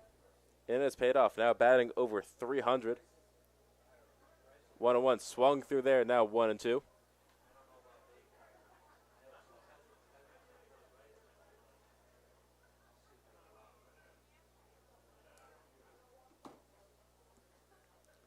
The 1-2 to Mortellaro is shot foul. Looks like that one will head into the Muckdogs bullpen. And we'll keep this one at a 1-2. Still 2 outs here, 1 remaining. Mortellaro could potentially be the final batter here for the Muckdogs. And we walk away at this inning down 2-0 if you just look at the 5th.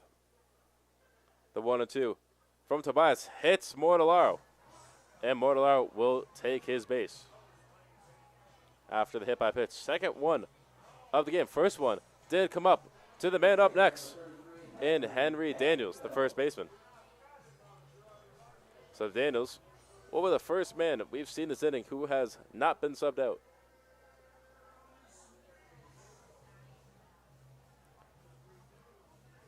As our other first baseman, normally Sean Ladd, was already subbed out for Rashad Robinson. So lefty is popped up towards center field. Looks like he's under that one and will make the final out here after the F8 there to Eric Flynn. Great job there by Eric tracking that one down. And now going into the 6th inning, 4-3 Muckdogs.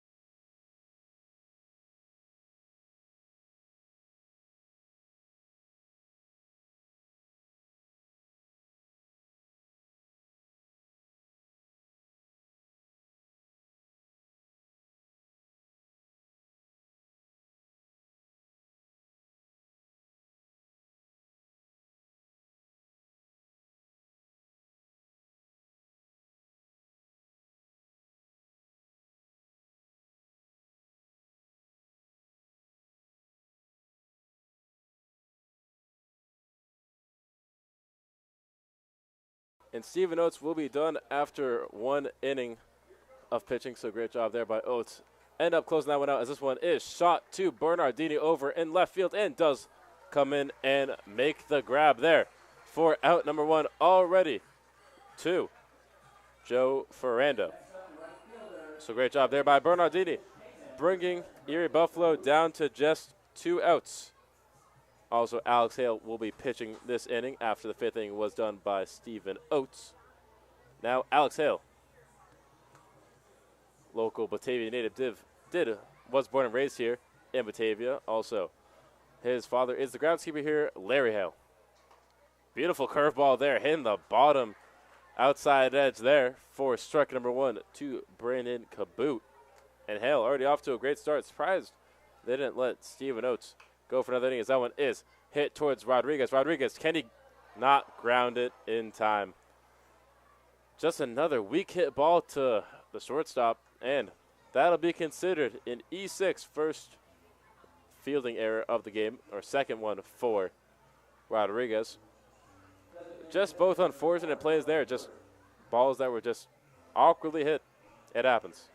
So 1 up, 1 on against Hale so far, not off his own terms. And that'll bring up Noah Hurd, who is struck it out twice in this one. So not the best day here for Hurd. First pitch, bunt attempt, way unsuccessful there. Not sure what he was looking at there. 0-1. Looks like one of those softball bunts, if you ever seen those, where they take the running start. Or even when they hit, they do the 1-2 step. Never really got the purpose of it, but it has worked from what I've seen when I commentate softball.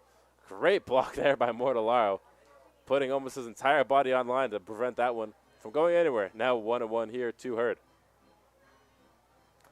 Surprised we don't see that at the MLB level or any baseball level where they do the 1-2 step. You normally see the front foot pop up and then they take the swing. So now 2-1. But I'd love to see one of these either Little Leaguer kids here for the Muckdogs come and do the running step. Just try it out. Maybe it's his cheat code. Caboot still over at first. Pickoff attempt. Now he's in the pickle. Daniels gets it over to Rodriguez, and Rodriguez does make the tag out for out number 2. Incredible job there by Daniels and Rodriguez. Rodriguez making up for his previous mistakes. Now down to just 1 out here in the count to Noah Hurd. 2-1 still, or 1-2 I should say. And Alex has the opportunity to end the inning here now. Hale, the delivery. Curveball shot back foul there. So we'll see another 1-2 here shortly. Not sure why the scoreboard says 0-1. The at-bat hasn't changed. Once again, maybe even going crazy. Zoe and his hit a little less softly to Rodriguez. Rodriguez able to ground that one and makes the play over to Daniels in time for that very well known today 6-3 ground out to now bring us into the bottom of the 6th. Muckdogs weren't able to score a run last inning. Haven't seen that for a while, and hopefully they can get down this one starting with Lucas Lopez. Stay tuned.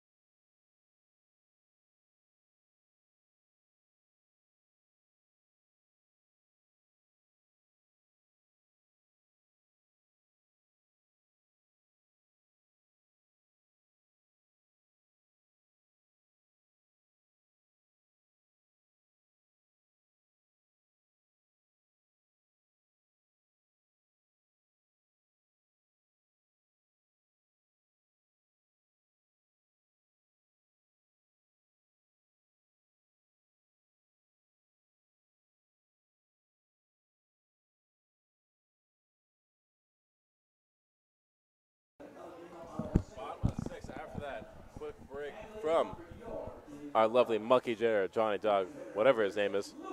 Shout out Johnny. But now we're here for Lucas Lopez, the extra hitter. Coming up next, first pitch is fouled off there. So we'll start this one off. 0-1 here for Lopez. Still a heckler here in the crowd. Not too sure who it is. Maybe we can only commentate the game. 0-1.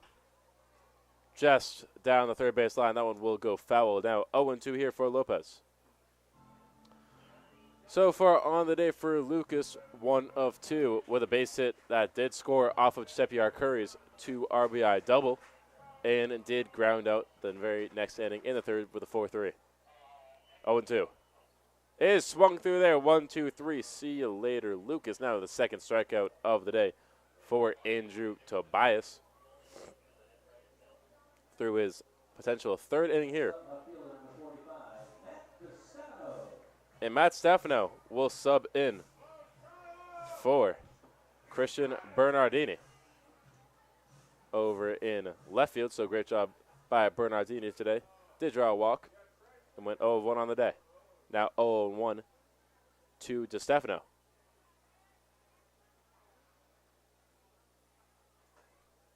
Next one just a little low. So we'll start this one 1-1 for DeStefano, man out of Stony Brook College.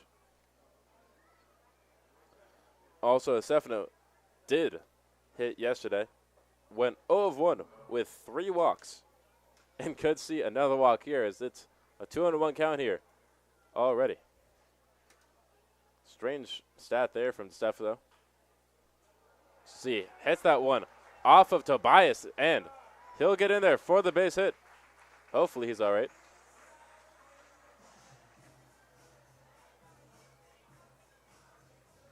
And he'll stay out there, so Tobias is all right after taking that hit. After it hit the ground, of course, so wasn't too bad, but still. Can't worry a little too much. And Stefano will start his day off 1-1. Now Giuseppe Arcuri, who's 2 of 2 on the day with a double and a triple, comes up next.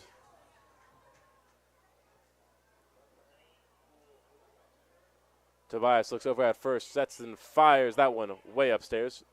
Drew slide there means ball number 1.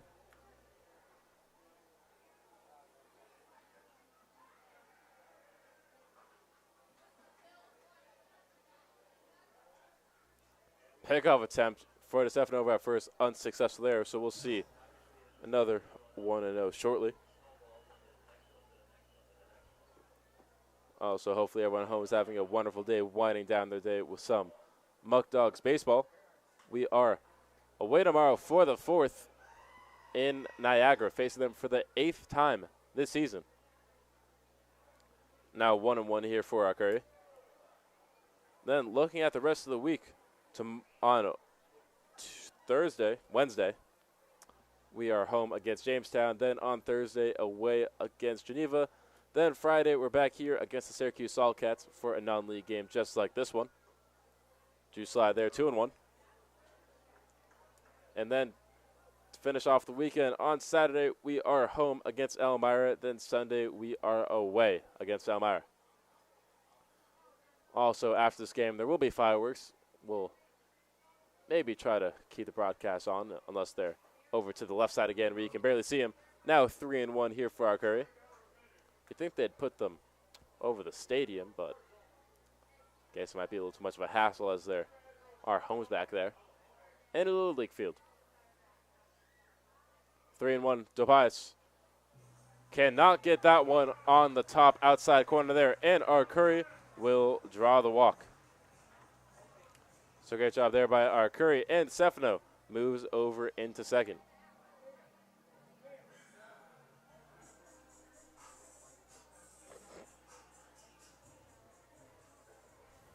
Sun's starting to come down here as Rashad Robinson will take his first at-bat shortly. Has already scored in this one. Sorry, didn't score. He was straight in at third. Arcuri was the one who scored off the Sean Ladd hit.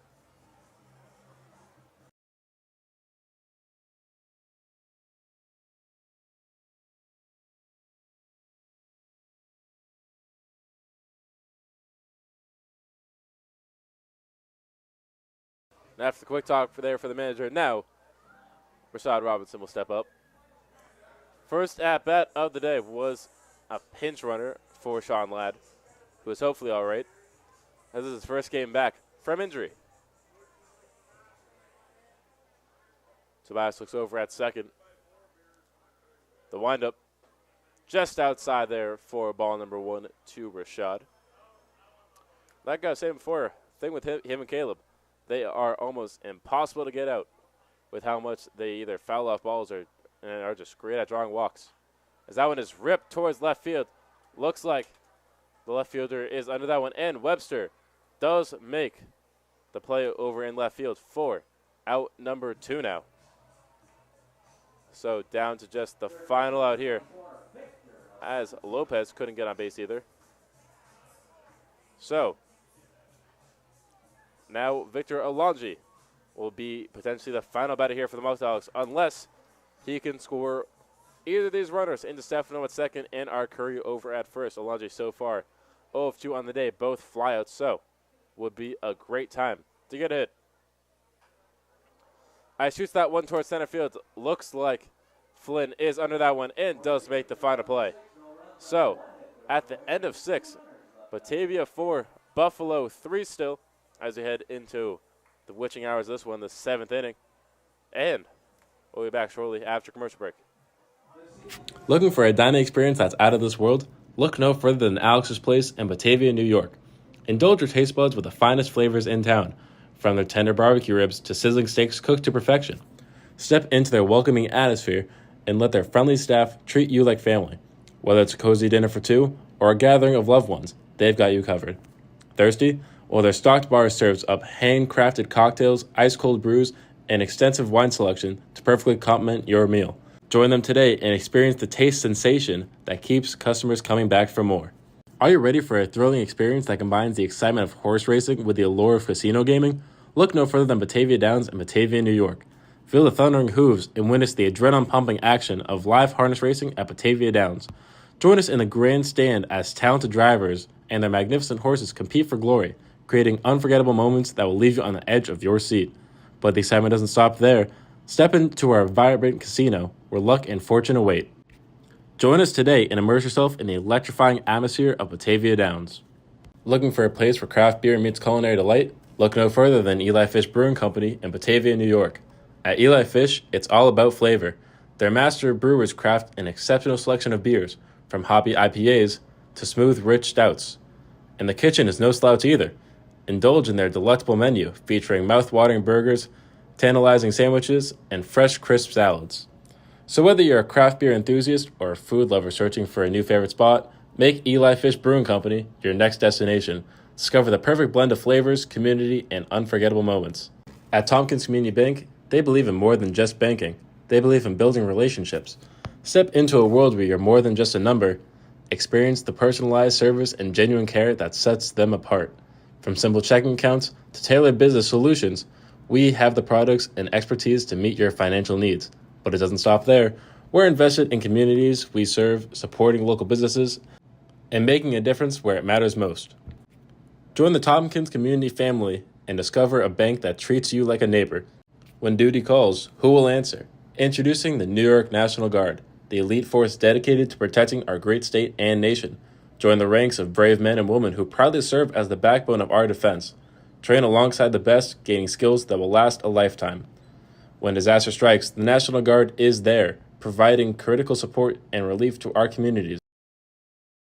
A new pitcher on the mound here for the Muckdogs to take over this top of the 7th. So only 1 inning from Hale. Great job, Hale. Now we'll head over to the final St. John's commit you haven't seen here today, as that knuckleball gets in there for strike number 1. I believe he's the only Muckdogs member to throw a knuckleball. Your favorite player's favorite player, pitcher and hitter. Next, Shohei Ohtani, Chad Falcon. Maybe not Ohtani, but he's a good player. 1-on-1. And Chad, yesterday, walked it off with a hit. Second walk-off off a hit, tallying behind Lucas Lopez, and scored the final run in that one. So incredible day for Chad yesterday. And now hopefully it can be a great one here as well. Now 2-1 in the count to Webster, who finished out the final inning of Batavia baseball. So now he's in the 2-2 count. And so far, Falcon on the season has pitched 2 full innings, had 1 hit off him, 2 walks, and did strike out the final batter to keep a clean full inning. Now in the full count. Someone gets away from Mortellaro. Also hits for the team this season, has a 172 average with 1 run batted in and 1 walk. Also a stolen base, as that one is chopped foul there. So we'll see another payoff pitch here shortly for Falcon. So game started off here with 2 St. John's commits, both weren't Falcon. It was Bernardini over in left and the catcher Agressi. Both came out of this one. That one is hit softly to Arcuri. Arcuri to Daniels does get the first out here for Falcon for the 4-3. Now heading down to the bottom of the lineup in Jordan Kowalski, who is still yet to come out of this game with 2 walks. So we'll see what Kowalski can do now. Chad so far off to a great start, getting out his first batter. Now in the lefty-lefty again. That one in there for strike number 1 on that fastball. Crowd starting the woos again like it's $2 beer night again. Next pitch for Falcon. Just a little low on that curveball. Now 1-1. Also looking at Falcon's hitting stats and pitching stats from his senior year of high school at St. Joseph's High School. 406 average with a 673 slugging. That one's in there for strike number 2.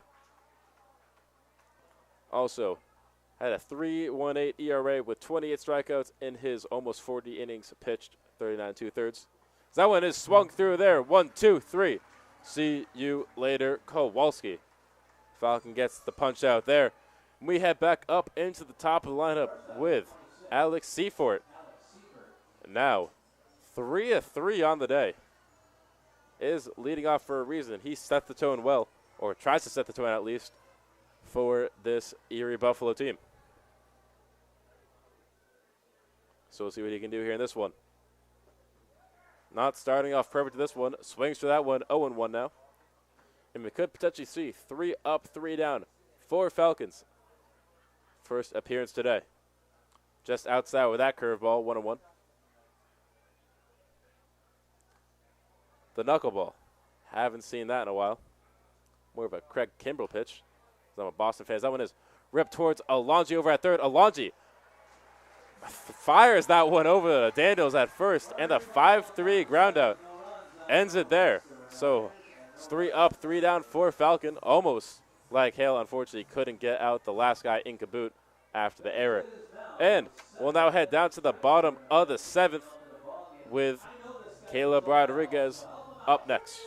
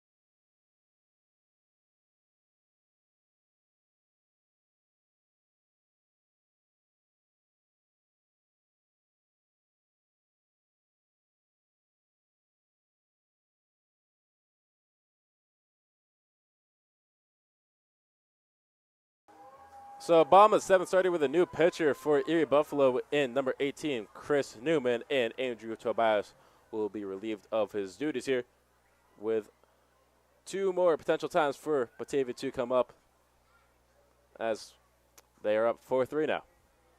And first pitch to Rodriguez is shot foul. We'll start this one off 0-1 for Rodriguez. So far on the day, did strike out and foul in back-to-back innings, the 3rd and the 4th. Now comes back up here in the bottom of the 7th, looking for his first hit on the day.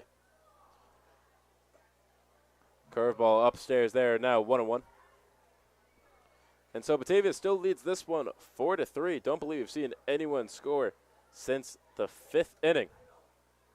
And curveball once again can't drop down in time.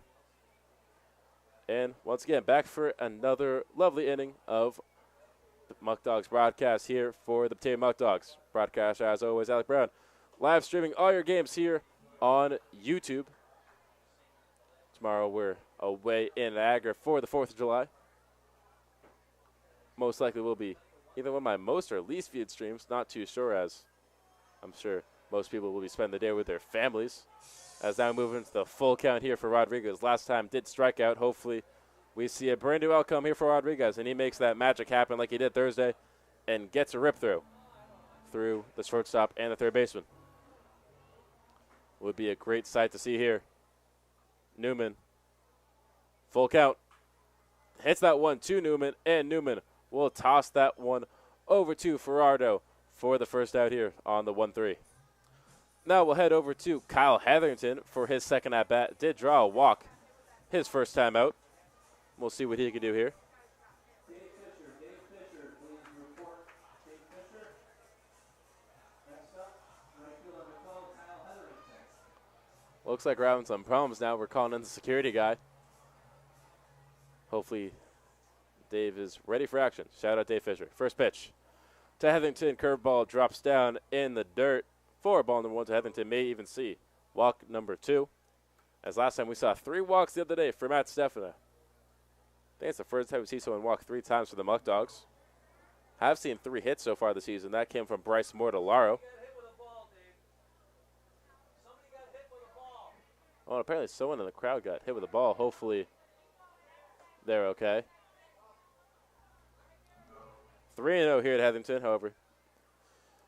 Still got a job to do. Hopefully that person is all right. We had someone faint in one of the Little League games. And that will say that is strike number 1. Hetherington ready to toss the bat away. However, he'll have to remain out there for another pitch, maybe even 2. Newman shoots that one foul. And Hetherington now finds himself in a full count after thinking he had the walk. Remember that happened to Galvin Simpson. He ended up striking out, so hopefully that doesn't happen to Hetherington here. 3-2. Newman, the payoff pitch, is down in there, and Hetherington now gets his walk. Second walk of the day for Hetherington. Still 0-0 in the books. Now Trey Bacon. Isn't it a lovely sighting to see him as always? And we'll see what he can do here next. With Hetherington once again on base. Last time did strike out, so 0-1 on the day for Bacon in the full count. And now he's given a brand new shot at life here. Rips that one down the 3rd base line. That one will go fair as well. Hetherington rounding around 3rd. He might get home and will get home. Skip gives the signal, and Trey Bacon stands up at 2nd with the RBI double for Hetherington. So great job there by Trey. Getting the scoring back up for the Muckdogs. Now lead this one by 2 runs, 5-3. That was a beautiful hit ball there by Bacon. And last year, where the Muckdogs had a 1.51 ERA and over 300 batting, this year looking even better at the mound. Not as great at hitting-wise, however. Just this season, batting a 190, however. Looks like he's on fire now, so may see him get back up to that 300 mark at the end of the season. Great job there by Bacon. Now one of the other longer tenured Muckdogs up next in Bryce Mortellaro. Did start off his season in 2021, however, didn't play the 2022 summer season with a season-ending injury, and now is back here for season number 2. So now Bacon stands over at second in the 1-1. And Mortallaro, last time up, was hit by a pitch.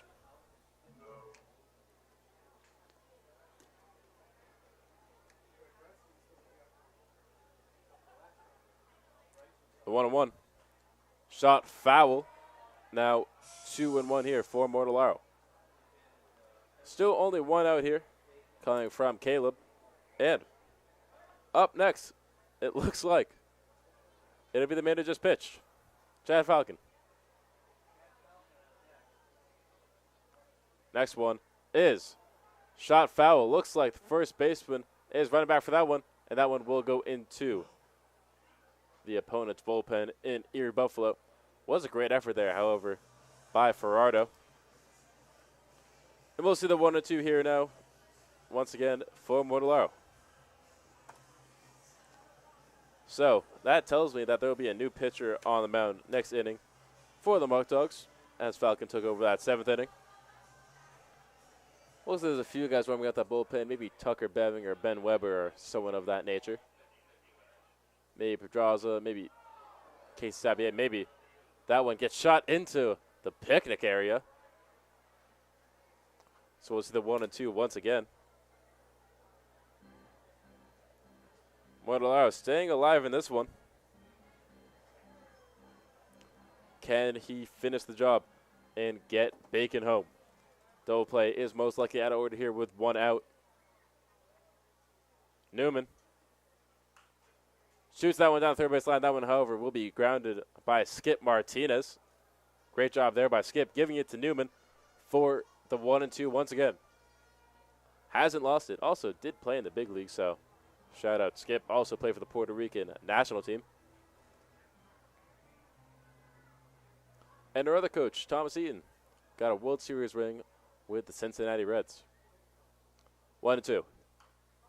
Chipped there, and that one will go down the third base line again for another 1-2. And this may be the longest AB you've seen this entire game, even in the 1-2.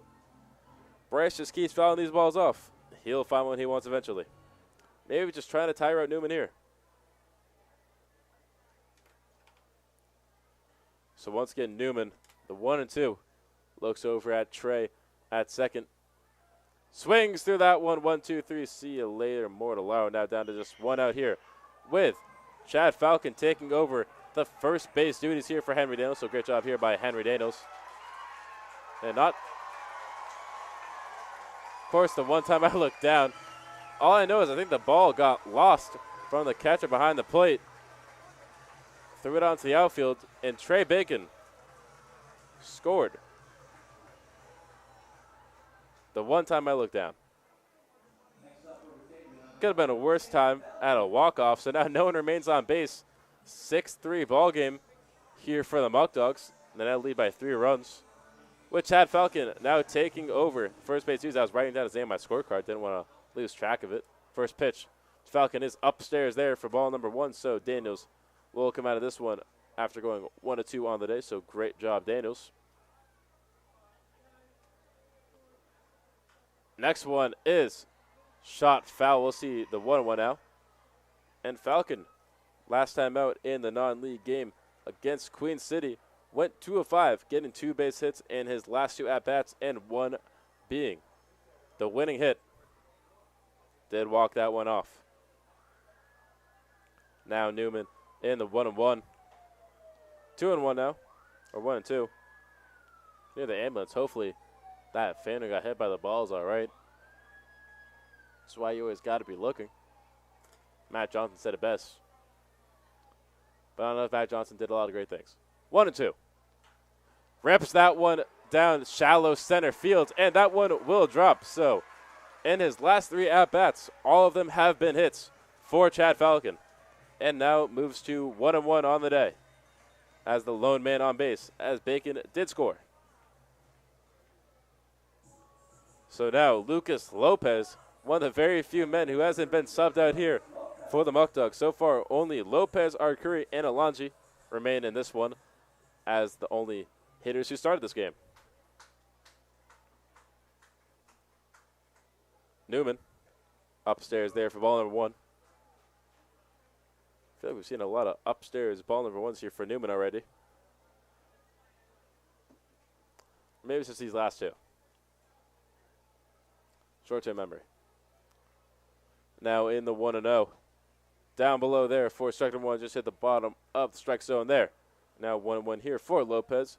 So far on the day, 1 of 3 with a run scored in that second inning, a ground out, and a strikeout. Curveball way outside there. 2-1 now.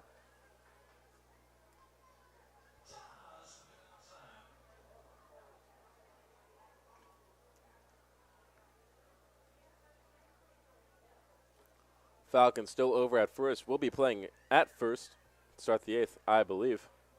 Next pitch is ripped foul there. Hopefully no one gets hit by that one. We've already had too many fans get hit today. And now we'll see the 2-2 here for Lopez. 2 balls, 2 strikes, 2 outs here. Falcon still over at first as the lone man on base. Most likely would have scored off that base hit by Falcon as well in Bacon. However, didn't even need it. Next pitch is chopped foul again. Muckdogs need to stop fouling off balls, not to just hit them into play, but for the poor safety of the fans here. Hopefully they're all right. Seen too many people get hurt here today. 2-2. Chad takes off, and Falcon will head back over to first. Saw the same thing happen with Calabro. Also, another long AB here looking like Moyle Laros. That one did end in strikeout. Hopefully Lopez does not get the same here. Also, one of the best salesmen on the team was doing a great job selling tickets over at Walmart to start the beginning of the year. 2-2. Falcon takes off again. Can he slide in time? He sure can. And gets the stolen base there. Now in scoring position over at second. Most likely any hit by Lopez would bring him home. Now Lopez in the full count to Newman.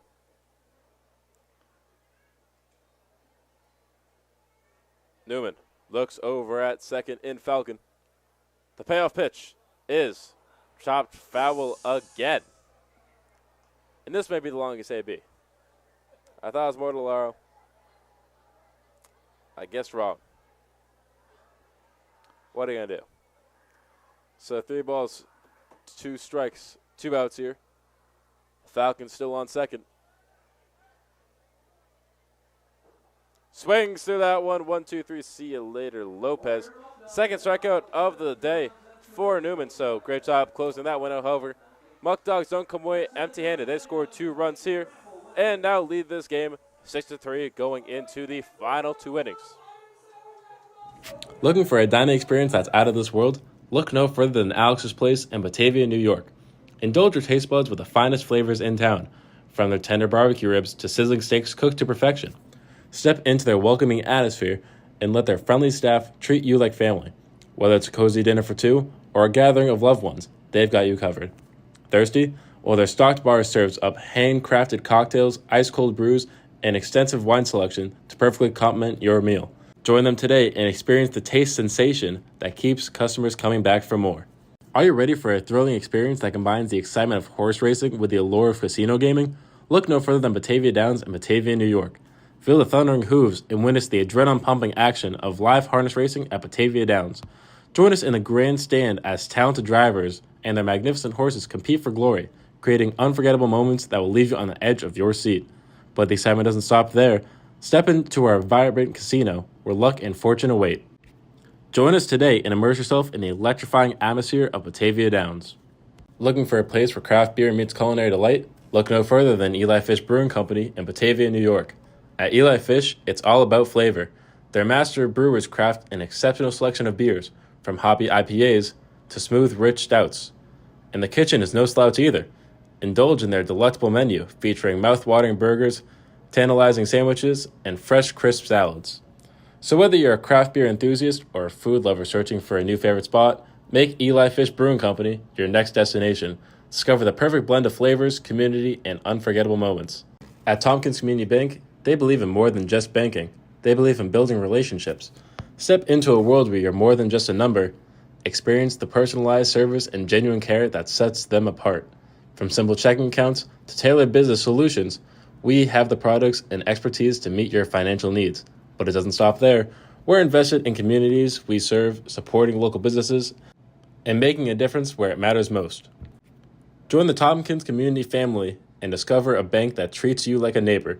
When duty calls, who will answer? Introducing the New York National Guard, the elite force dedicated to protecting our great state and Top of the eighth, score still 6-3 here for your Muckdogs, as we see a new man on the mound once again for the Muckdogs in Tyler Gibson. Did see him out last time and didn't have the greatest start. I believe he had 4 earned runs in that one. And looking for some revenge here against Connor Holman to start this one off. Now 0-2. Starting off to a great start here for Gibson. Also, Chad Falcon will be relieved of his pitching duties and now moves over to first base in place of Henry Daniels. 0-2. That one ripped down the third base line, and Alonchi can't get to that one in time for the first base hit.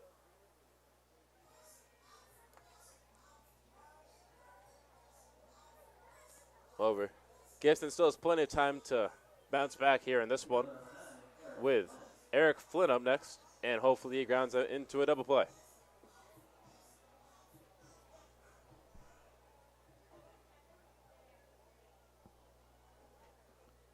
Falcon ready over at first for any pickoff attempts. Fires. Curveball doesn't hit the top outside corner there, so we'll say ball one. Also, Flynn coming into this one, 1 of 2 with a hit, strikeout, and a walk. Has not reached home yet. Next pitch by Gibson. Just a little down below with that fastball, so now 2-0.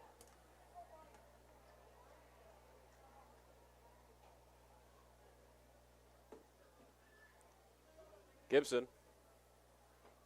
That one gets the bottom corner there for strike number 1. 1-2 now. Also, Gibson so far on season had 1 inning pitch against Elmira and had 1 walk and 1 hit in that one with no earned runs. So still has 0 ERA on the season, as that slider just is off the zone there. So now 3-1, or just off the plate, I should say. Now Gibson 3-1. Slider just off the plate again for the 4th ball. Now a walk here for Flynn. So back-to-back walks here for Eric Flynn. Now Tom Edison up next. 0-2 coming into this one with a walk.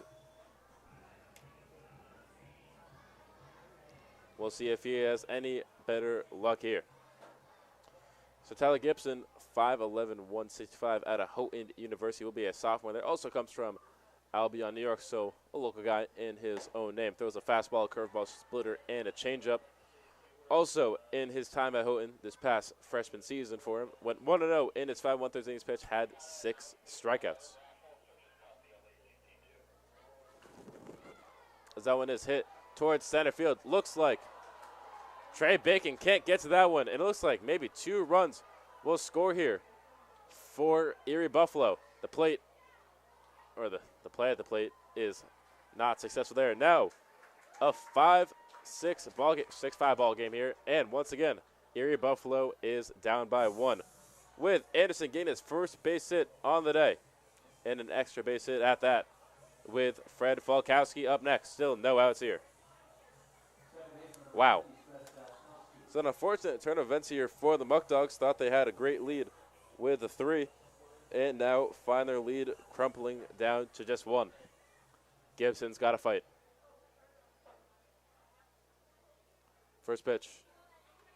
Upstairs there with that fastball. So we'll say 1-0. And now Falkowski is 0 of 3 on the day with a fly out, ground out, and a strikeout in that first inning to Preston Prince. Fireworks trying to go off a little early. That one is in there for strike number 1.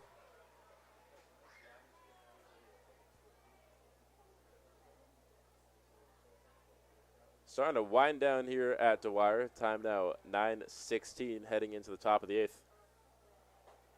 Slider just upstairs there. Now 2-1. Thought we may only see the Muckdogs come out for one more inning. However, if this ball game gets tied and Batavia can't score this inning, we'll see them once again. 2-1. Swings in the dirt for that one. Caught fish in there once again. Shouldn't fish when you're up at bat. Should only fish at water. Now 2-2. Could this be the first out here for Gibson? Gibson looks over at second. The windup and the pitch is ripped down the third base line. That one will head into the Muckdogs bullpen. And we'll see another 2-2 shortly. Looks like one of our bat boys, Keegan's going to go after that one.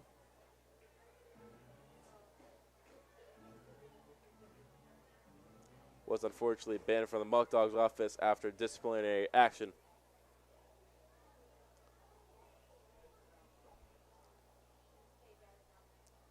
Two and two. Just down in the dirt there. We'll see the first full count here for Gibson. And maybe the first time that Fred Falkowski gets on base here. Better late than never. Did see it from Falcon the other day. And Bernardini, I believe. Maybe not. 3-2. Chips that one. Oh, looks like we have someone stuck in a pickle here at third. And looks like Lucas Lopez will get the tag out there, filling in for Caleb Rodriguez in the field. So the first out here is moved in Tom Anderson. He was caught in a pickle, and Falkowski will be on base. However, not on his own terms, with the fielder's choice. After the fielder's choice. The field in that case being Lucas Lopez.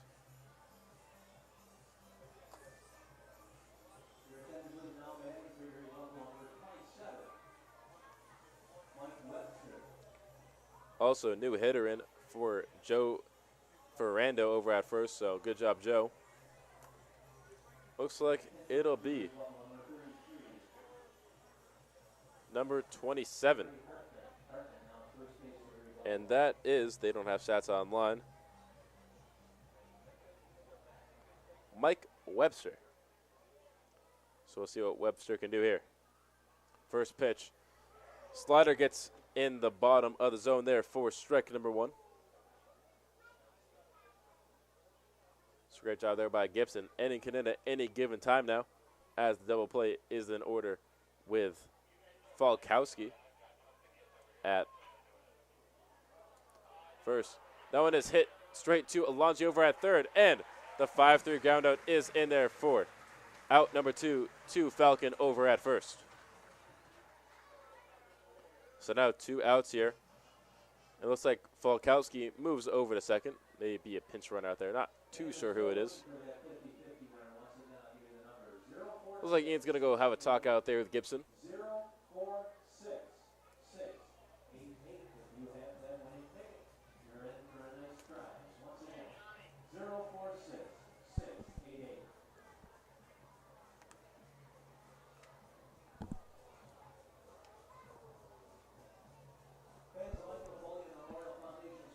No one coming in from that bullpen, so Gibson will stay out here for Brandon Kaboot when he comes up next. 0 of 3 on the day. However, did reach base off the error from Caleb Rodriguez. And Gibson actually will come out of this one. We'll see who comes in here shortly for the Muckdogs. Looks like a lefty. And it will be number 22, Tyler Henshaw.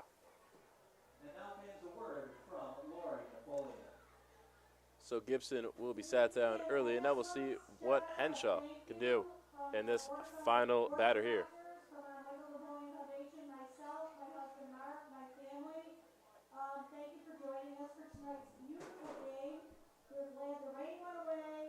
So Henshaw coming to this one, a 4.05 ERA, 6 2/3 innings pitched, with 6 strikeouts, 2 walks, and 11 hits. Most of those coming in the Newark win when we were away against Newark.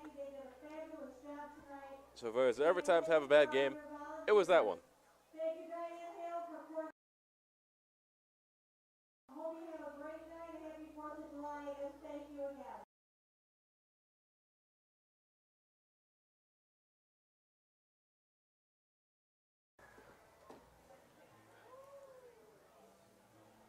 Also, some of Henshaw's numbers from college, his sophomore season at Brockport.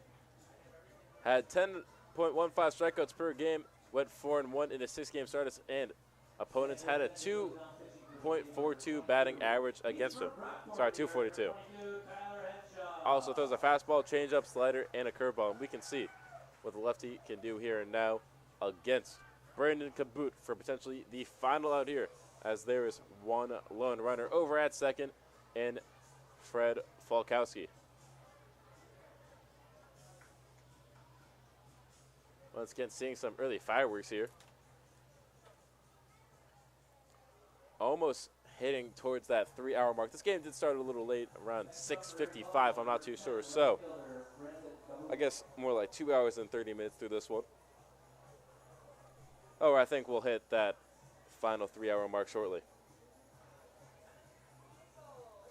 Only time will tell. Also, may not even see the Muckdogs hit 2 more times if Henshaw can close this one out. First pitch by Henshaw is ripped down the third baseline for the first strike in the scorecard. And Kaboot once again coming into this one 0-2 with an error off of Caleb Rodriguez. So still looking for his first time on base on his own terms with a walk or a hit. Henshaw looks over at second, fires. Curveball gets in there for strike number 2. And one strikeout can end the top of the 8th here and bring up the Muckdogs for potentially one final time. Henshaw in the 0-2. The windup, the delivery is ripped towards right field. Looks like that one's going to bloop down. Unless the play can be made by Hetherington, will not be made, and this game will be tied as the play at the plate is in there for run number 6. And this game coming down to the wire. Now a 6-6 ball game, as that ball just got away from Hetherington. Was a bloop just in between second, first, and right field. And Kaboot gets his first hit of the game. Now bring up Noah Hurd, who is 0-3 on the day with 2 strikeouts and a groundout. And hopefully Gibson can end it here. So potentially we only see the Muckdogs one last time, and they can close it out in the bottom of the 8th. Then the top of the 9th. Fastball outside there for ball number 1. Maybe need to get my color commentator again, John King, so we get a little bit more luck up here. Henshaw looks over at first, fires, swings through that one, now 1-1. And a back and forth game here we've seen so far. Batavia was leading this entire game. Now Erie Buffalo have the winning run over at first and Kaboot. Next one is swung through there. And once again, one strikeout ends it all again. Can Henshaw close it out this time? Henshaw looks over at first. The delivery just outside there on that fastball. Fireworks still going off here. May have seen that on the stream. And we'll see the 2-2 now. Henshaw still, all he needs is one strike or one out to get out of this one and bring up the Muckdogs offense. Swings through that one, 1-2-3. See you later, Hurd. Third strikeout of the day. If he was the Eli Fish came in, you would get 50% off of Eli Fish. However, I don't believe it was him, so we'll head to the bottom of the 8th. Score now all tied up, 6-6. Can the Muckdogs gain their lead back this inning? Stay tuned.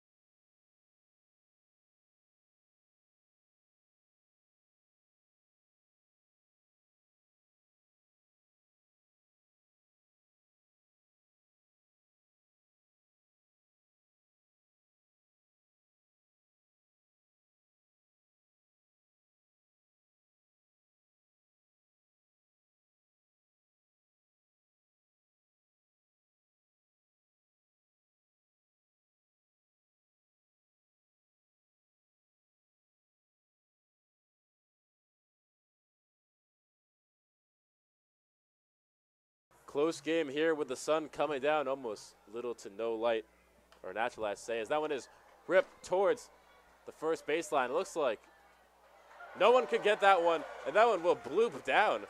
Not sure what happened there. A bit of miscommunication there from the Erie Buffalo defense. And Matt Stefano will be the first man on for the Muckdogs. Not sure what to call that, a hit or an error, or whatever that was.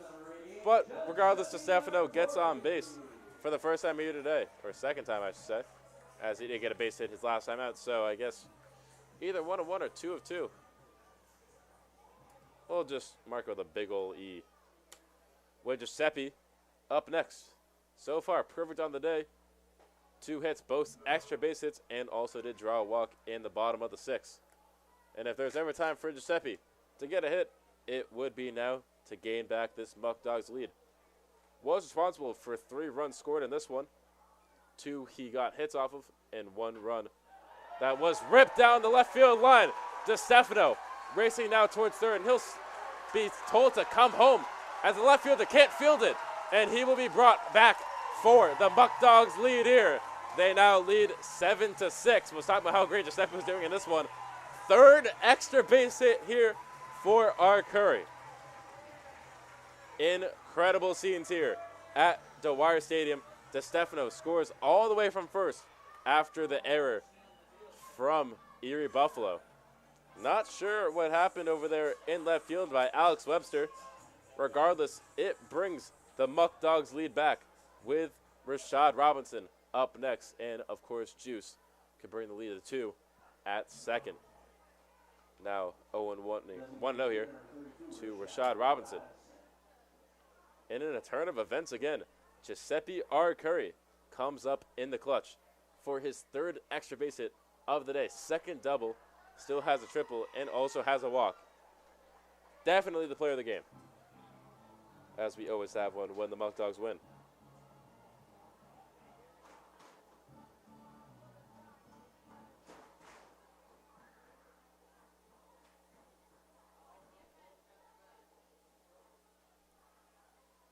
Newman looks over at second. He'll check our Curry over at second.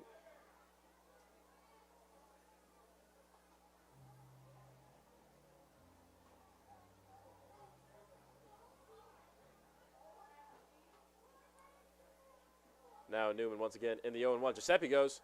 Can he slide in time? He can. A few guys have been called out today, but not Giuseppe. And he gets into 3rd. Now in prime scoring position for the Muckdogs. And once again, our Curry, not done here just yet, coming up in the clutch again. Has 1 stolen base on the season with 1 time getting caught stealing.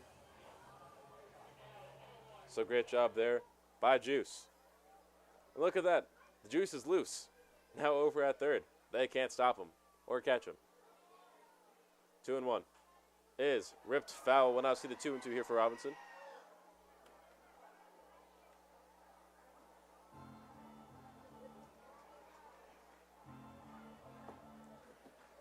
Can Rashad, with no outs here, get the next runner scored in our Curry? All he needs is to fly one out to left, right, or center field. Rips that one down the shortstop 3rd base gap, and he can't field it.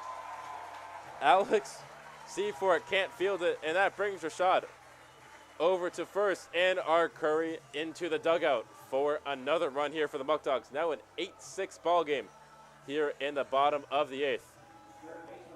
And that is Giuseppe's time, 2nd time getting home. He was stranded at second last time after he scored Lopez and Daniels. And now finds himself at home once again. Incredible day here for our Curry. Just read out his numbers. 3-3 on the day. 2 extra base hits. That one hit immediately towards the first baseman. That one will end it there immediately for Alonji. And both runners will be called out on that double play. After I was trying to give my flowers to our Curry. That is Alonji's 4th time flying out here today. 0-4 on the day with a fly out to left field, 3rd, first base, center field, and the pitcher. Just unlucky.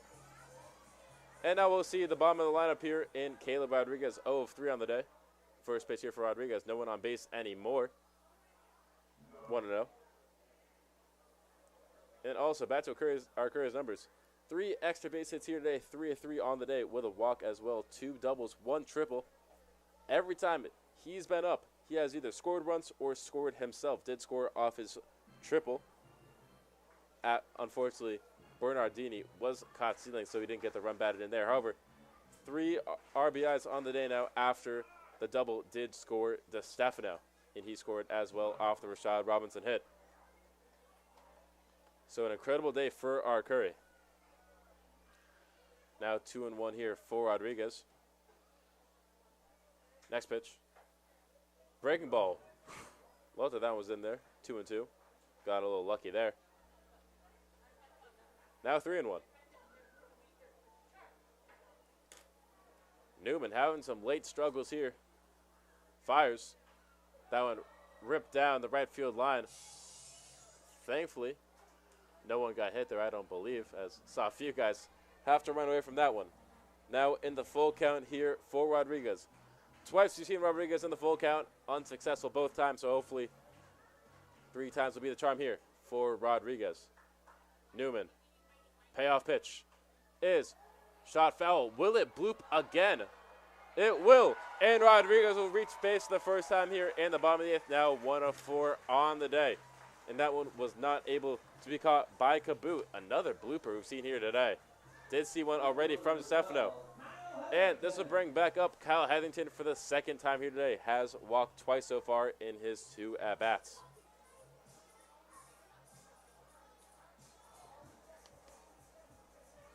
Potentially the last guy we see here hit for the Muckdogs. There are 2 outs here. However, Rodriguez does stand at first. Would make it a 3-run ball game once again. First pitch. Rodriguez takes off. Can he slide down in time? He cannot. He will be called out. Crowd not a fan of that call. However, that will end the Muckdogs hitting. Most likely, however, Erie Buffalo will have one last chance with 3 outs remaining in the top of the 9th to come back in this one. And then after, you get some fireworks. We'll see how kind I'm feeling, if I'll keep the stream on or not. For all 108 of you watching. 108. This is definitely the most viewers I've had. So for all of you watching that, just didn't, because I had 50 viewers last time I checked. So the game started off strong for the Muckdogs. They had 2 hits in that 2nd inning, or 2 runs in that 2nd inning, scored off the Giuseppe R. Curry double, and then followed up with another run in the 3rd inning. Then Erie Buffalo started turning up in that 5th inning when they had a few runs scored off of Stephen Oates, 2 to be exact, and then scored a bunch off of Tyler Gibson, 3 to be exact. That's how they got to that 6-run number. And Muckdogs just got 2 runs in that bottom of 7th and 2 in the bottom of the 8th. So that's why we got that 8-6 ball game score here. And there will be no new pitcher on the mound for the Muckdogs. Tyler Henshaw will try and close this one out. And hopefully all 100+ of you at home are having a wonderful time winding down your day with some Batavia Muckdogs baseball. Score here still 8-6 going into the final inning here as the crowd will start singing Sweet Caroline. Don't know if you'll be able to hear me. And this would be the second non-league game win in a row heading into Niagara tomorrow. And then after that, after the game on the 4th, we're back here Wednesday in Batavia against Jamestown. Then on the road Thursday, July 6th against Geneva. And then we're back here on Friday for a non-league game against the Syracuse Saltcats. I haven't seen them so far this year, so that'll be our first time taking them on. Also, first time facing Erie Buffalo here for a non-league game. And we'll start this one off with Alex Webster, the man who was not able to make the play over in left field that helped score Matt DeStefano and get Giuseppe Arcuri his 3rd extra base hit here today. It all comes down to these final batters in Webster, Kowalski, and Seaford. First pitch by Henshaw. Just down below there in the strike zone for ball number 1. Once again, back for what could be the final half inning here of this Muckdogs broadcast of your Batavia Muckdogs. I'm your broadcaster, as always, Alec Brown, doing all your games live here on YouTube. And once again, tomorrow after this game, we'll be back for a league game against the Niagara Power. We're supposed to have a game yesterday. Unfortunately, due to the weather conditions and the rain, it was canceled. That one drops down for strike number 2. Now, Webster finds himself down in the 1-2 count. Can Henshaw get his first batter out here? Fires. Swings through that one. 1, 2, 3. See you later, Webster. Down to just 2 outs here for Erie Buffalo. Now up is Jordan Kowalski so far on the day. 0-1 with 2 walks. Also did score off that walk in the 5th inning on the back of Stephen Oates in that 5th inning.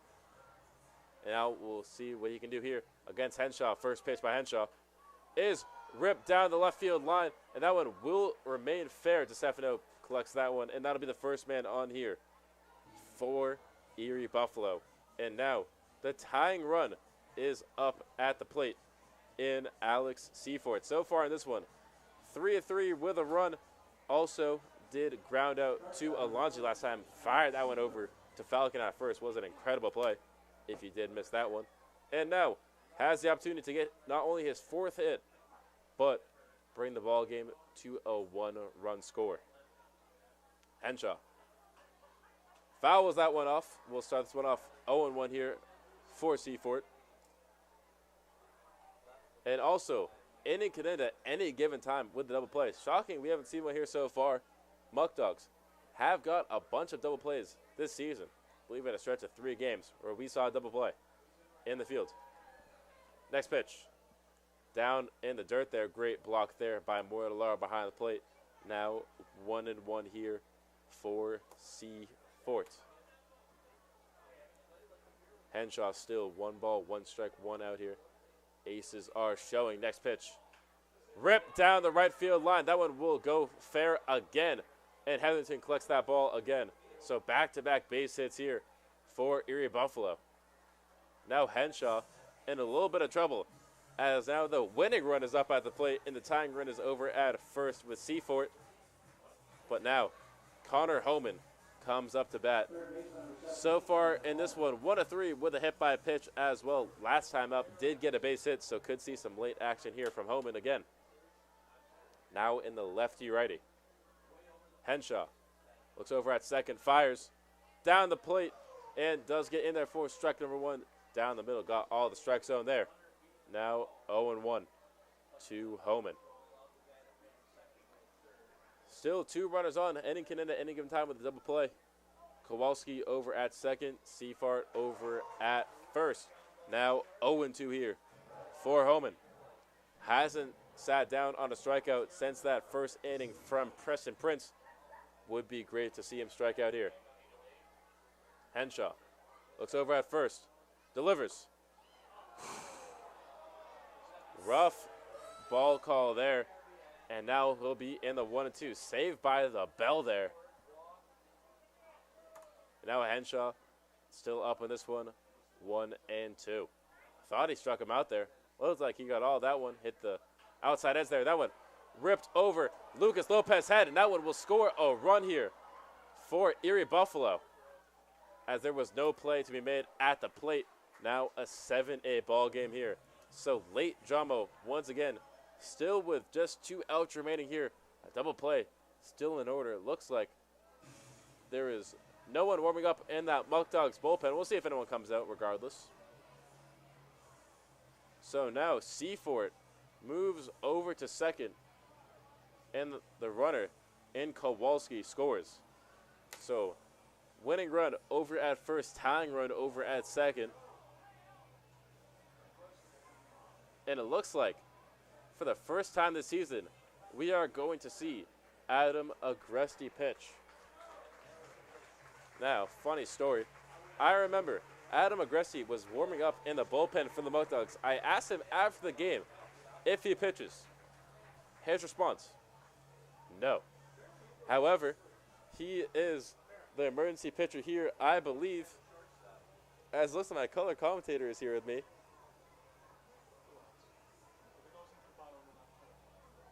He said it'll only come on if it goes into the bottom of the 9th. So If it does, you'll hear from John King once again. If not, you'll just hear my voice here tonight. And so, Adam Agresti, the start of this game as the catcher, comes in as the emergency pitcher. Also, looks way taller than everyone else out there. And the field, standing at a staggering 6'3", looks more like around Casey's height out there. Just an incredible build, 6'3", 225 for Agresti, the St. John's commit. You'll see him play there in the spring collegiate season for his freshman season. And back to his hitting stats, that's all I really have for him. Just some incredible stuff here this season for Agresti, batting .358 on the season, 19 hits, 5 extra base hits with 11 runs batted in, 8 walks, and 19 total hits. As he'll now face Eric Flynn for his first batter. Not too sure what I'm going to see here from Agresti. Very curious, however. I remember I was talking with a social media guy after, and he said Agresti would never pitch. So take that, Connor. First pitch here by Agresti is in there for strike number 1. Hit the corner on the bottom outside there for strike number 1, and maybe Agresti can save this one. Looks over at second, fires. Fastball just outside there. For strike number 2, looks like he's throwing some heat as well. Now in the 1-1 to Flynn.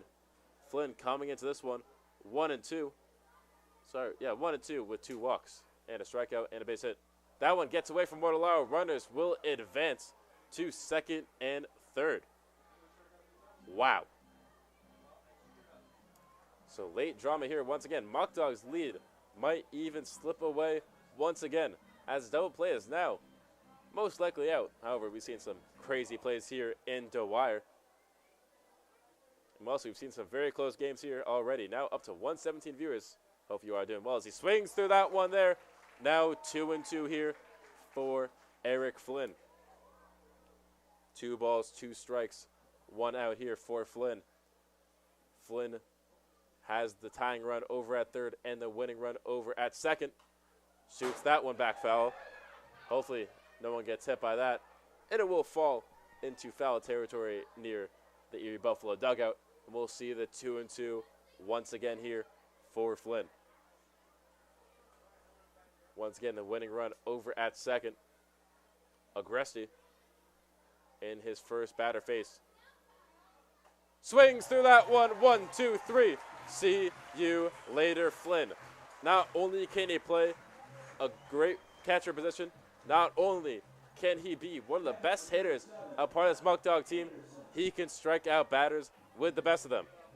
So great job there by Agresti getting out Flynn for his second strikeout of the day. Now, will be great to see Tom Anderson get a second strikeout of the day as that one goes foul. Now in the 0-1 with just 1 out to go here. Ball game 7-8. Tying run over at third in Seafort. Winning run over at second in Homan. And Agresti needs 1 more out here in Tom Anderson, who is 1 of 3 on the day with an extra base hit and a walk. That curveball just a little upstairs there. Now 1-1. Also did ground out in that third inning. First time up was a victim to that Preston Prince strikeout. Then walked in the 5th of Stephen Oates. Got an extra base hit off Tyler Gibson and now finds himself against Agresti. That one ripped towards Hetherington. Hetherington comes down with it. That one does not go shallow. It goes right into Hetherington's hands. And Adam Agresti, out of all people, finishes off the ball game here. Did not think I would see Adam Agresti, our emergency pitcher, come in. But look at us now. Adam Agresti finishes this one off. And you will not hear from John King. That's for another time. And now, you'll see the fireworks here shortly. Once again, the Muckdogs win. You heard it right, folks. The Muckdogs win. What a game. What an out. And what a season. As I'll sign off now as a broadcaster, Alec Brown, and I'll leave you with the fireworks. Also, tomorrow's 4 o'clock against Niagara.